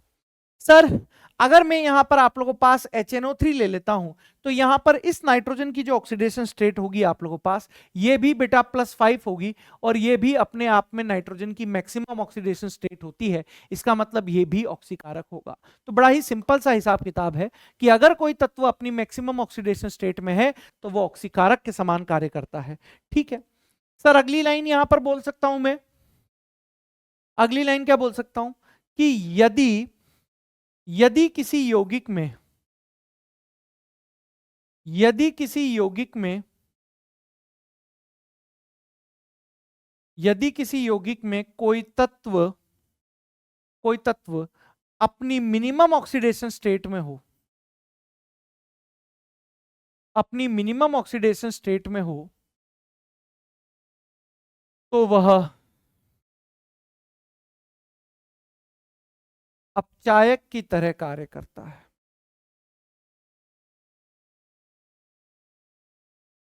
तो वो किसकी तरह कार्य करता है दोस्त? अपचायक की तरह कार्य करता है। सर एग्जांपल से क्लियर कराइए। आइए सर, जैसे मैं आप लोगों से H2S की बात कर लेता हूं, इसकी बात कर लेता हूं बेटा, H2S की बात कर लेता हूं। सर अगर आप H2S को देखो ढंग से, तो यहां पर इस सल्फर की जो ऑक्सीडेशन स्टेट आती है वो -2 आती है। सल्फर की कितनी आती है बेटा? -2 यहां पर आप लोगों के पास आती है, और सल्फर यहां पर मिनिमम ऑक्सीडेशन स्टेट में उपस्थित है, इसलिए H2S एक अपचायक की तरह काम करता है। सर सर अगला एग्जांपल जैसे मैं आप लोगों से ले सकता हूं यहां पर CH4, CH4। सर CH4 में अगर मैं आप लोगों से बात करूं कि कार्बन की जो ऑक्सीडेशन स्टेट होती है वो माइनस होती है, और माइनस यहां पर मिनिमम ऑक्सीडेशन स्टेट होती है, तो CH4 यहां पर आप लोगों के पास अपचायक की तरह कार्य करता है।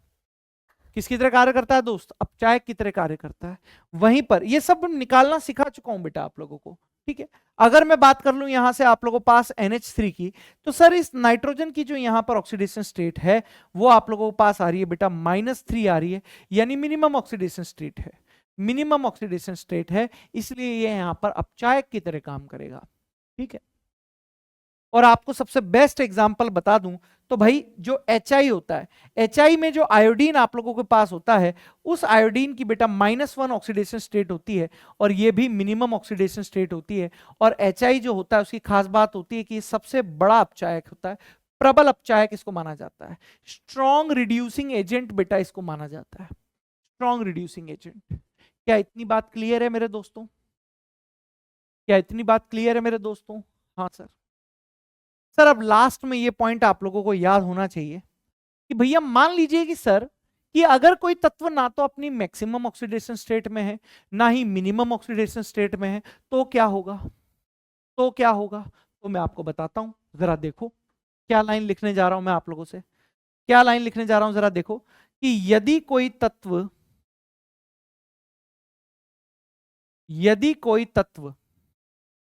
या ऐसे लिखो, यदि किसी यौगिक में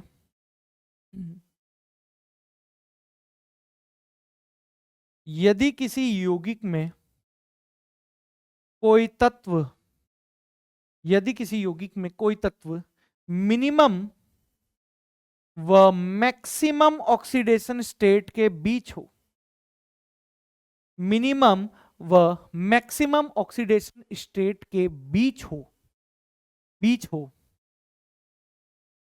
तो ऑक्सीडाइजिंग एजेंट व रिड्यूसिंग एजेंट दोनों के समान कार्य करता है, दोनों के समान कार्य करता है।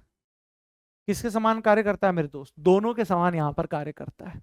बोलो इतनी चीज क्लियर है? बोलो।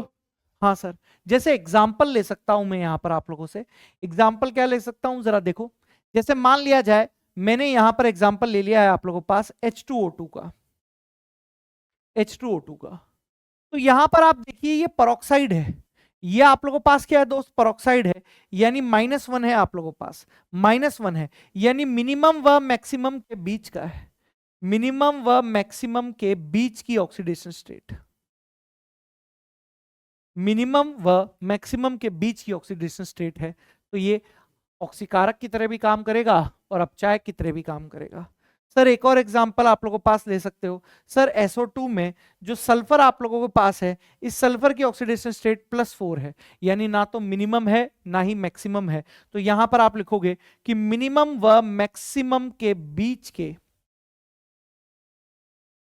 की ऑक्सीडेशन स्टेट है, मिनिमम व मैक्सिमम के बीच की ऑक्सीडेशन स्टेट है। तो ये यहां पर ऑक्सीकारक की तरह भी काम करेगी और सर अपचायक की तरह भी काम करेगी। ठीक है, बढ़िया है, बढ़िया है। तो मेरे हिसाब से ये चीजें आप लोगों के पास क्लियर होंगी। अब बहुत सारे बच्चों को ये दिक्कत है कि सर आपने ये चीज तो समझा दी कि व्हाट इज ऑक्सीकारक एंड व्हाट इज अपचायक, लेकिन ये नहीं समझाया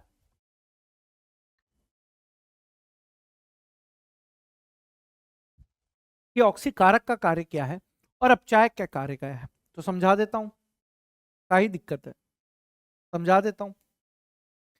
तो आज के बाद याद रखना, ऑक्सीकारक,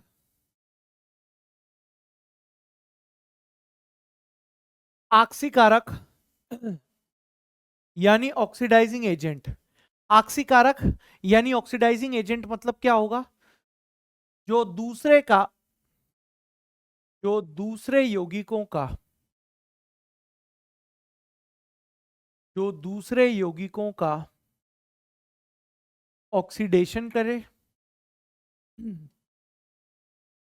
जो दूसरे यौगिकों का क्या करे मेरे दोस्त? ऑक्सीडेशन करे, तथा तथा स्वयं का तथा स्वयं का अपचयन करे, स्वयं का क्या करे मेरे दोस्त? अपचयन करे। जो दूसरे यौगिकों का ऑक्सीडेशन करे तथा स्वयं का अपचयन करे, वो आप लोगों के पास ऑक्सीकारक होता है। ठीक है, ठीक है। और सर अपचायक का मतलब क्या होता है? अपचायक यानी रिड्यूसिंग एजेंट का मतलब क्या होता है सर, बताइए? इसका उल्टा कर लो। इसका उल्टा मतलब जो जो दूसरे यौगिकों का जो दूसरे यौगिकों का रिडक्शन करे, तथा स्वयं का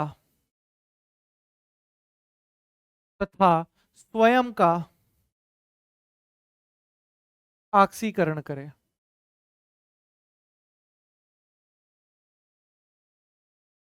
जो दूसरे यौगिकों का रिडक्शन करे, स्वयं का ऑक्सीकरण करे। क्या ये चीज क्लियर है? क्या ये चीज क्लियर है आप लोगों को? क्या ये चीज क्लियर है? यस। तो ये मैंने चीजें आप लोगों को क्लियर करा दी। सब चीजें करा रहा हूं दोस्त, छोड़ूंगा कुछ नहीं, छोड़ूंगा कुछ नहीं। सर अब ये सवाल है, ये सवाल कि सर यौगिकों में तुल्यांकी भार की गणना कैसे करते हो आप? यौगिकों में तुल्यांकी भार की गणना कैसे करते हो, जरा ध्यान से समझने की कोशिश कीजिए, बहुत ध्यान से समझने की कोशिश कीजिए। तो भाई एक सिंपल सा फॉर्मूला याद रखना, तुल्यांकी भार निकालने के लिए जो आप लोगों को याद रखना है वो है अणुभार, अणुभार यानी मॉलिक्यूलर वेट डिवाइडेड बाय प्रति मोल, प्रति मोल त्यागे गए इलेक्ट्रॉन, या प्रति मोल ग्रहण किए गए इलेक्ट्रॉन, या ऑक्सीकरण अंक में परिवर्तन।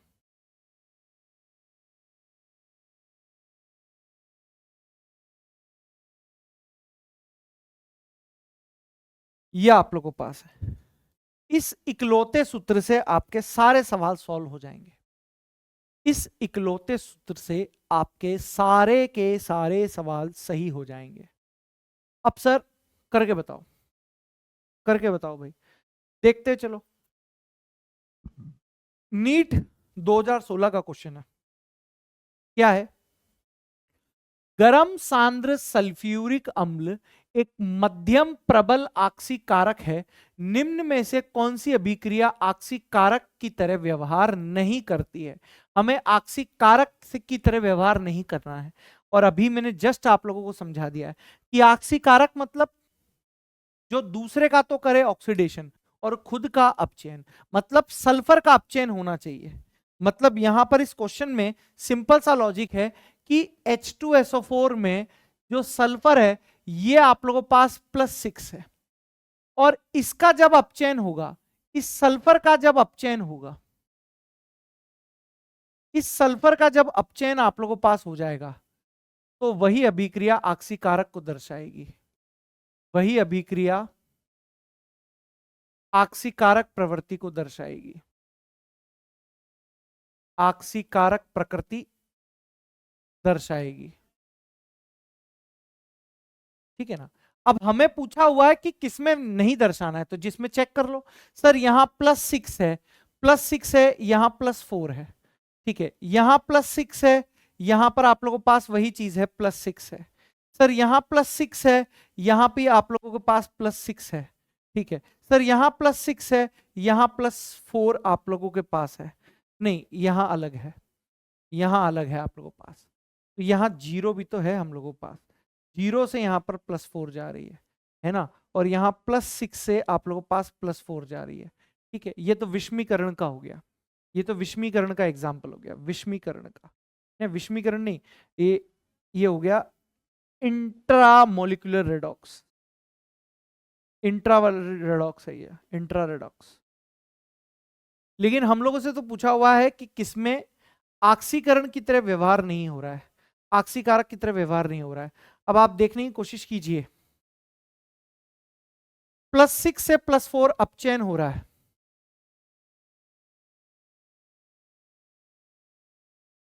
ठीक है, यहां पर +6 से +4 जा रहा है, अपचयन हो रहा है, इसमें भी अपचयन हो रहा है, लेकिन +6 से +6 में, सेकंड वाले एग्जांपल में देखो, +6 से +6 में किसी भी प्रकार का अपचयन नहीं हो रहा है, इसलिए option second is the right answer. Pen ही नहीं चलाया, पेन ही नहीं चलाया, ये तो आपके लिए करना पड़ रहा है, वरना ऐसे ही दिख रहा था। सर AIPMT 2010 में आप लोगों का यहां पर बताना है कि एक अभिक्रिया हो रही है और इस अभिक्रिया में कौन ऑक्सीकारक है, कौन क्या है। तो यहां पर अब आप लोगों को पता होना चाहिए बेटा, आप तो इतने सारे सवाल कर लिए हैं। सर यहां पर FeCl3 में ये Fe+3 में होगा, ये -1 में होगा, यहां पर ये -2 में होगा। सर यहां पर ये +2 में जा रहा है, यहां पर आप लोगों के पास वो तो चीज है -1 है, यहां +1 है, -1 है, ये 0 है। तो अब एक एक चीज की बात कर लेते हैं। Fe+3 से +2 में जा रहा है, +3 से +2 में जा रहा है, इसका मतलब यहां पर इसका अपचयन हो रहा है। सर सल्फर की बात करें, S-2 से S0 में जा रहा है, मतलब ये 2 इलेक्ट्रॉन त्याग रहा है, मतलब यहां पर इसका ऑक्सीकरण हो रहा है, ऑक्सीकरण हो रहा है। तो खुद का अपचयन करा रहा है, खुद का अपचयन, दूसरे का तो ऑक्सीडेशन और खुद का अपचयन करा रहा है, दूसरे का ऑक्सीडेशन, खुद का अपचयन, यानी यहां पर FeCl3 आप लोगों के पास ऑक्सीकारक होगा और ये आप लोगों के पास अपचायक होगा। खेल ही खत्म। खेल ही खत्म। चेक कर ले, FeCl3 व H2S ऑक्सीकृत हो रहे हैं, FeCl3 ऑक्सीकृत हो रहा है, अरे अपचयित हो रहा है, H2S ऑक्सीकारक है। कंसेप्ट आर डाला तो क्वेश्चन हिला डाला, क्वेश्चन आर डाला, ठीक है, अगर कंसेप्ट आर डाला तो क्वेश्चन हिला डाला। अब आइए ये सवाल, ये सवाल आइए, ये सवाल, अभिक्रिया H2S प्लस H2O2 में आप लोगों के पास कौन क्या प्रदर्शित कर रहा है ये बताना है। देखो फटाफट से, ये H2S है, चुटकियों का खेल है रे, ये H2O2 है। सर यहां पर S है प्लस H2O, ये खेल है। चलो चेक करें, सल्फर -2 में है, सर ऑक्सीजन -1 में है, ये 0 है, ये -2 में है। -1 को -2 में बदल रहा है, यानी ऐसे जो दूसरे का रिडक्शन करा दे और खुद का ऑक्सीडेशन, H2O2 का रिडक्शन कर रहा है, यानी अपचयन कर रहा है,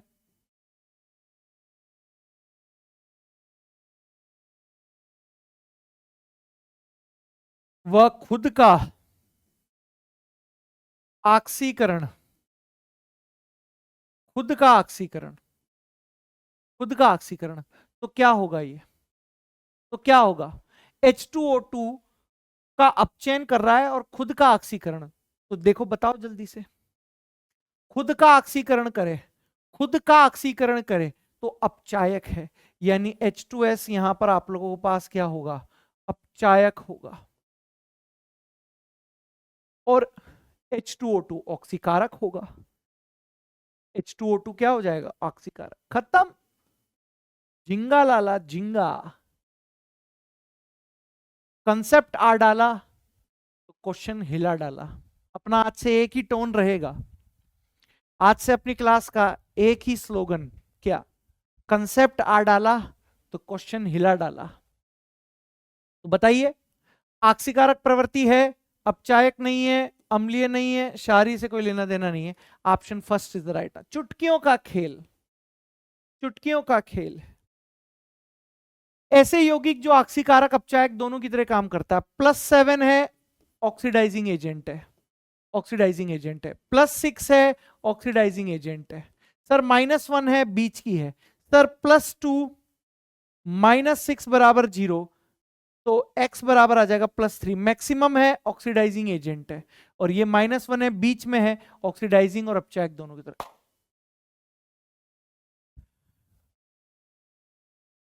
कंसेप्ट डाला, क्वेश्चन हिला डाला। सर आगे आगे, किसमें H2O2 अपचायक है? अपचायक अपचायक अपचायक। कंसेप्ट, अपचायक मतलब जो दूसरे यौगिक का अपचयन वह स्वयं का ऑक्सीकरण, जो दूसरे यौगिक का अपचयन और स्वयं का ऑक्सीकरण। देख ले, +2 +2 -1 -1 +3 दूसरे का ऑक्सीकरण कर रहा है और स्वयं का अपचयन कर रहा है।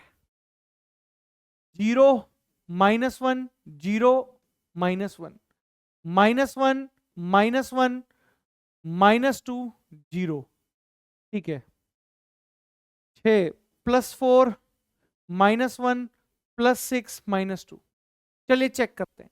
जो दूसरे का अपचयन स्वयं का ऑक्सीकरण, दूसरे का अपचयन, पहला वाला तो गलत, दूसरे का ऑक्सीकरण कर दिया है।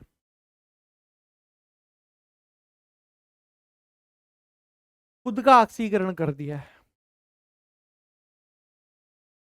खुद का अपचयन कर रहा है, दूसरे का ऑक्सीकरण, खुद का अपचयन दूसरे का ऑक्सीकरण होगा। चुटकियों का खेल है, होगा। कर लोगे, कर लोगे? यस। सर एक क्वेश्चन और, N2 का NH3 में परिवर्तन, NH3 का तुल्यांकी भार ज्ञात कीजिए। एकदम कंसेप्ट, N2 से NH3 में हो रहा है तो NH3 का तुल्यांकी भार। देखिए N2 की ऑक्सीडेशन स्टेट 0 है, सर NH3 की निकाल लीजिए। सर यहां नाइट्रोजन की निकाले, x +3 बराबर 0, सर x बराबर आ गया है -3, तो यहां से 3 इलेक्ट्रॉन का झोलझाल हुआ है अपने पास, यहां से 3 इलेक्ट्रॉन ग्रहण किए हैं, 3 इलेक्ट्रॉन ग्रहण किए हैं, तो जो तुल्यांकी भार होगा NH3 का, molecular weight divided by 3। NH3 का मॉलिक्यूलर वेट 17/3। आए हाय, आए हाय आंसर, बदोबदी बदोबदी। सर एक और, sir sir sir sir sir sir sir sir sir sir Na2S2O3 का तुल्यांकी भार, बदोबदी और बदोबदी।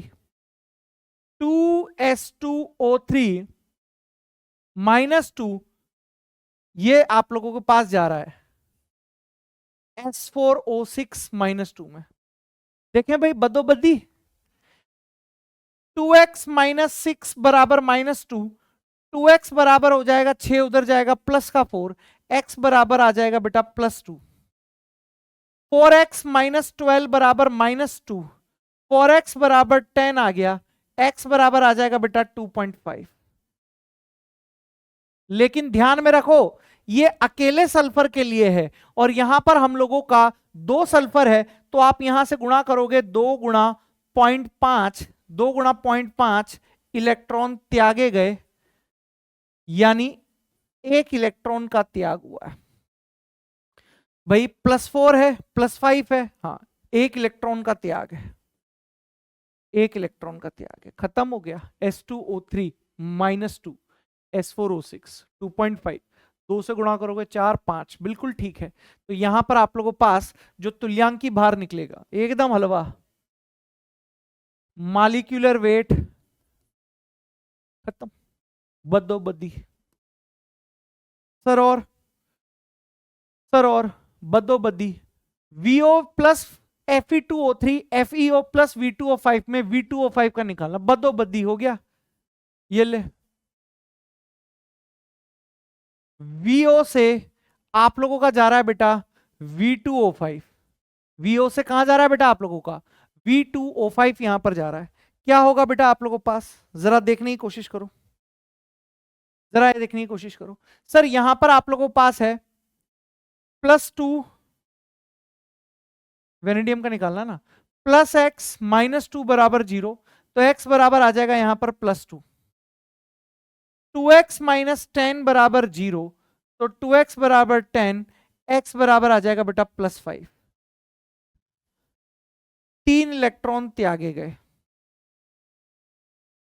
3 इलेक्ट्रॉन का त्याग। लेकिन अब हमको निकालना क्या है बेटा? ये एक वेनेडियम के लिए 3 इलेक्ट्रॉन त्यागे गए हैं और V2O5 में 2 हैं। एक वेनेडियम के लिए है 3 इलेक्ट्रॉन, तो V2O5 में 2 वेनेडियम है, अतः 6 इलेक्ट्रॉन त्यागेगा, 6 इलेक्ट्रॉन त्यागेगा।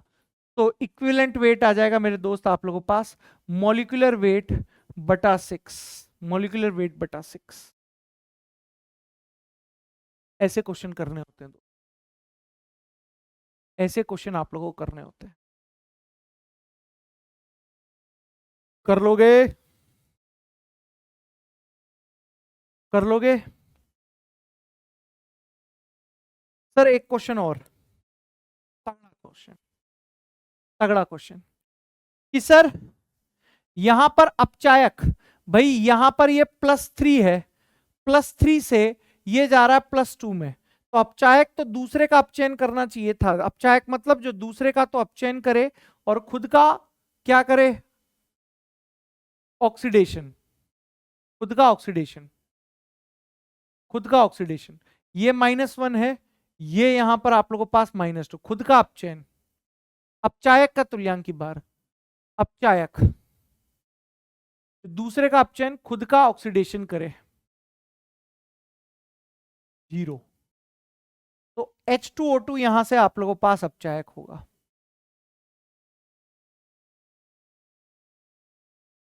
तो बस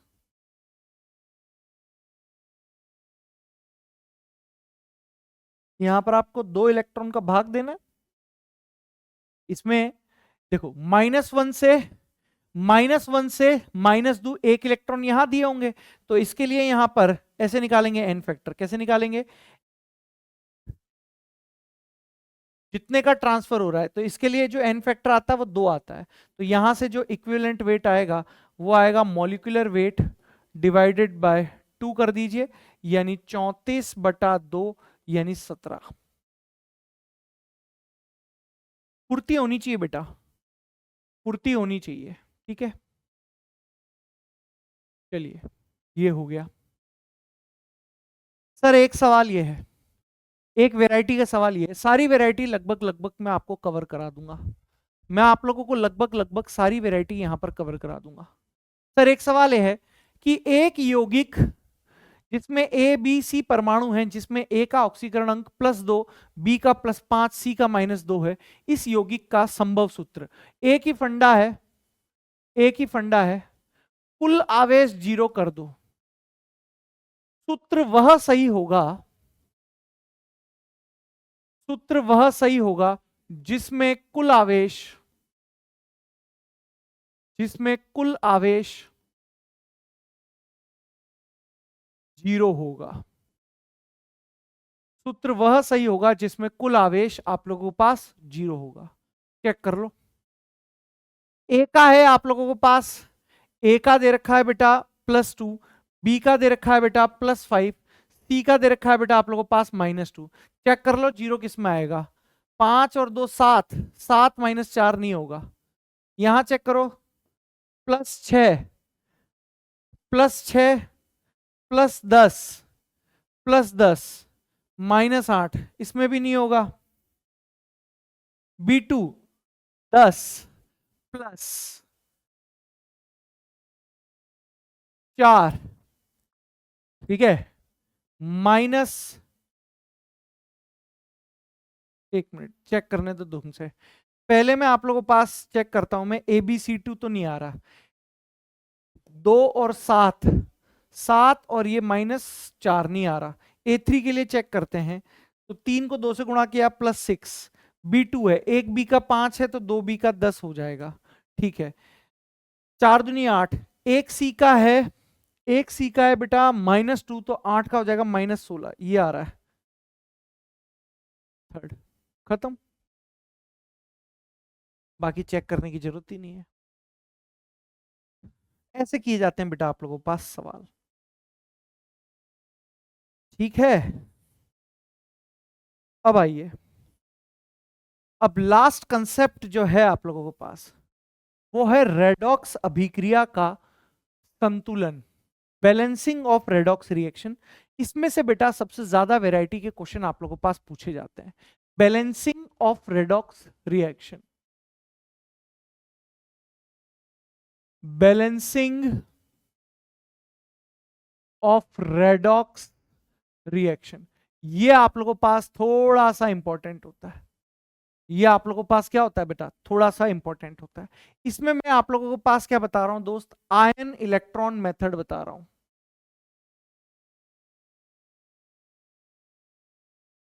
आयन इलेक्ट्रॉन मेथड आप लोगों के पास यहां पर बता रहा हूं, आयन इलेक्ट्रॉन मेथड। देखिए, सबसे पहले जो मैं पॉइंट आप लोगों को लिखा रहा हूं, ये पॉइंट्स आप लोगों को याद होने चाहिए। क्या है सर, पहली चीज है कि भैया कार्बन व हाइड्रोजन को छोड़कर, कार्बन व हाइड्रोजन को छोड़कर अन्य तत्वों को बैलेंस कीजिए, अन्य तत्वों को बैलेंस कीजिए। कार्बन और हाइड्रोजन को छोड़कर अन्य तत्वों को क्या कीजिए दोस्त, बैलेंस कीजिए। सेकंड पॉइंट आप लोगों के पास क्या है, हाइड्रोजन को H2O के रूप में बैलेंस कीजिए,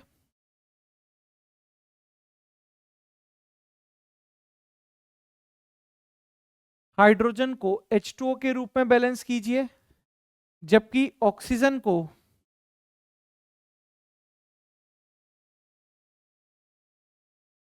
नहीं, ऑक्सीजन को H2O के रूप में, ऑक्सीजन को H2O के रूप में, व हाइड्रोजन को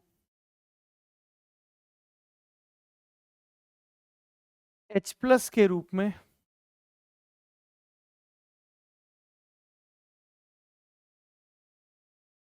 बैलेंस कीजिए।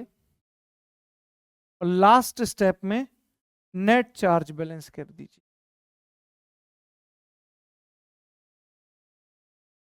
नेट चार्ज बैलेंस कीजिए, ठीक है। ये आप लोगों के पास है।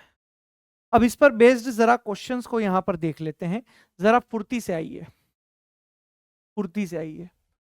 ये क्वेश्चन है नीट 2018 का सवाल है बेटा, नीट 2018 का सवाल है, जरा देखिए। सबसे पहले मैं MnO4 माइनस को बैलेंस करूंगा, है ना, Mn+2। अब जरा देखिए, यहां भी एक ही मैग्नीज है, वहां भी एक ही मैग्नीज है, तो इसमें तो कोई टेंशन वाली बात नहीं है। सर यहां पर आप लोगों के पास है 4 ऑक्सीजन है, हाइड्रोजन यानी H2O लगाने हैं, 4 जल के अणु अपोजिट साइड। सर वहां पर 8 हाइड्रोजन है, यहां पर 8H+ लगा लीजिए। अब नेट चार्ज बैलेंस कीजिए, यहां प्लस का 8 है, एक माइनस यानी +7, वहां +2 है, तो +2 इधर करने के लिए मैं 5 इलेक्ट्रॉन इधर जोड़ दूंगा, 5 इलेक्ट्रॉन इधर जोड़ दूंगा, ठीक है। सर अगली चीज C2O4-2, ये जा रहा है बेटा CO2 में। सर बैलेंस करते हैं, यहां कार्बन 2 है, सर वहां कार्बन 1 है, सर 2 कर दीजिए। सर यहां हाइड्रोजन 4 है, वहां हाइड्रोजन 4 है, बैलेंस हो गया है। सर यहां -2 है, वहां पर 2 इलेक्ट्रॉन अगर कर दूं तो ये लीजिए, ये बैलेंस हो गया है। लेकिन सर नेट चार्ज अभी बैलेंस नहीं हुआ है, क्यों, ऊपर 5 इलेक्ट्रॉन है, यहां 2 इलेक्ट्रॉन है। सर बैलेंस करने के लिए आप क्या करेंगे, सर अपोजिट इलेक्ट्रॉन वालों को गुणा कर दीजिए, यहां से 2 से गुणा कर दीजिए, यहां से आप 5 से गुणा कर दीजिए। अब आप लोगों के पास नेट चार्ज कैंसिल आउट हो जाएगा, तो इक्वेशन यहां से आप लोगों के पास क्या बनेगी दोस्त, इक्वेशन बनेगी 16H प्लस का 2MnO4 माइनस प्लस का 5C2O4-2 gives 2Mn+2, ठीक है, प्लस 10CO2 प्लस 8H2O। ये लीजिए, ये लीजिए, ये लीजिए, तो MnO4 2 है, C2O4 5 है, और H प्लस जो यहां पर है 16 है। Option second is the right answer. खत्म। क्या ही टेंशन है जीवन में। सर एक सवाल और करा दीजिए, सर एक सवाल और करा दीजिए, दिल को सुकून हो जाएगा।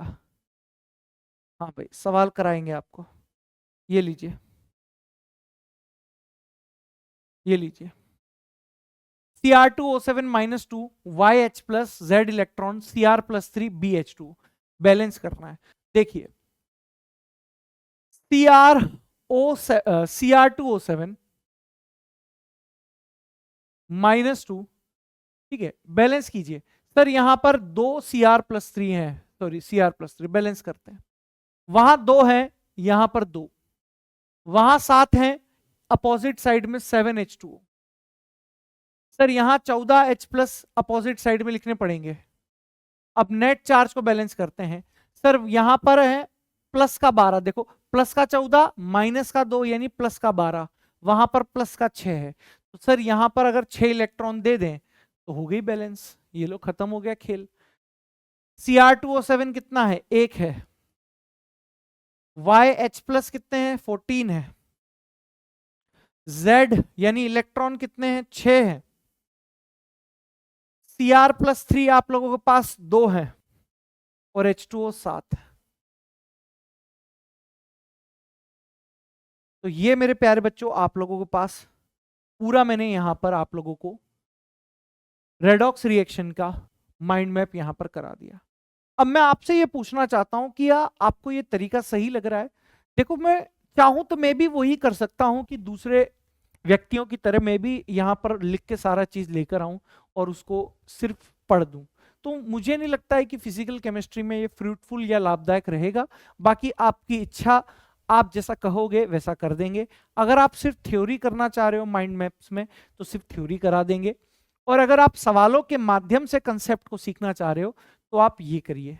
सवालों के माध्यम से जितना आप कंसेप्ट सीखेंगे उतना लंबे समय तक आपको चीजें याद रहेंगी। तो सबसे बेस्ट तरीका होता है सवालों के माध्यम से कंसेप्ट सीखने का। फिर भी आपके सजेशन और आपके यहाँ पर जो भी चीजें रहेंगी वो एकदम माननीय रहेंगी। ठीक है, तो मिलते हैं बेटा नेक्स्ट माइंड मैप में। धन्यवाद।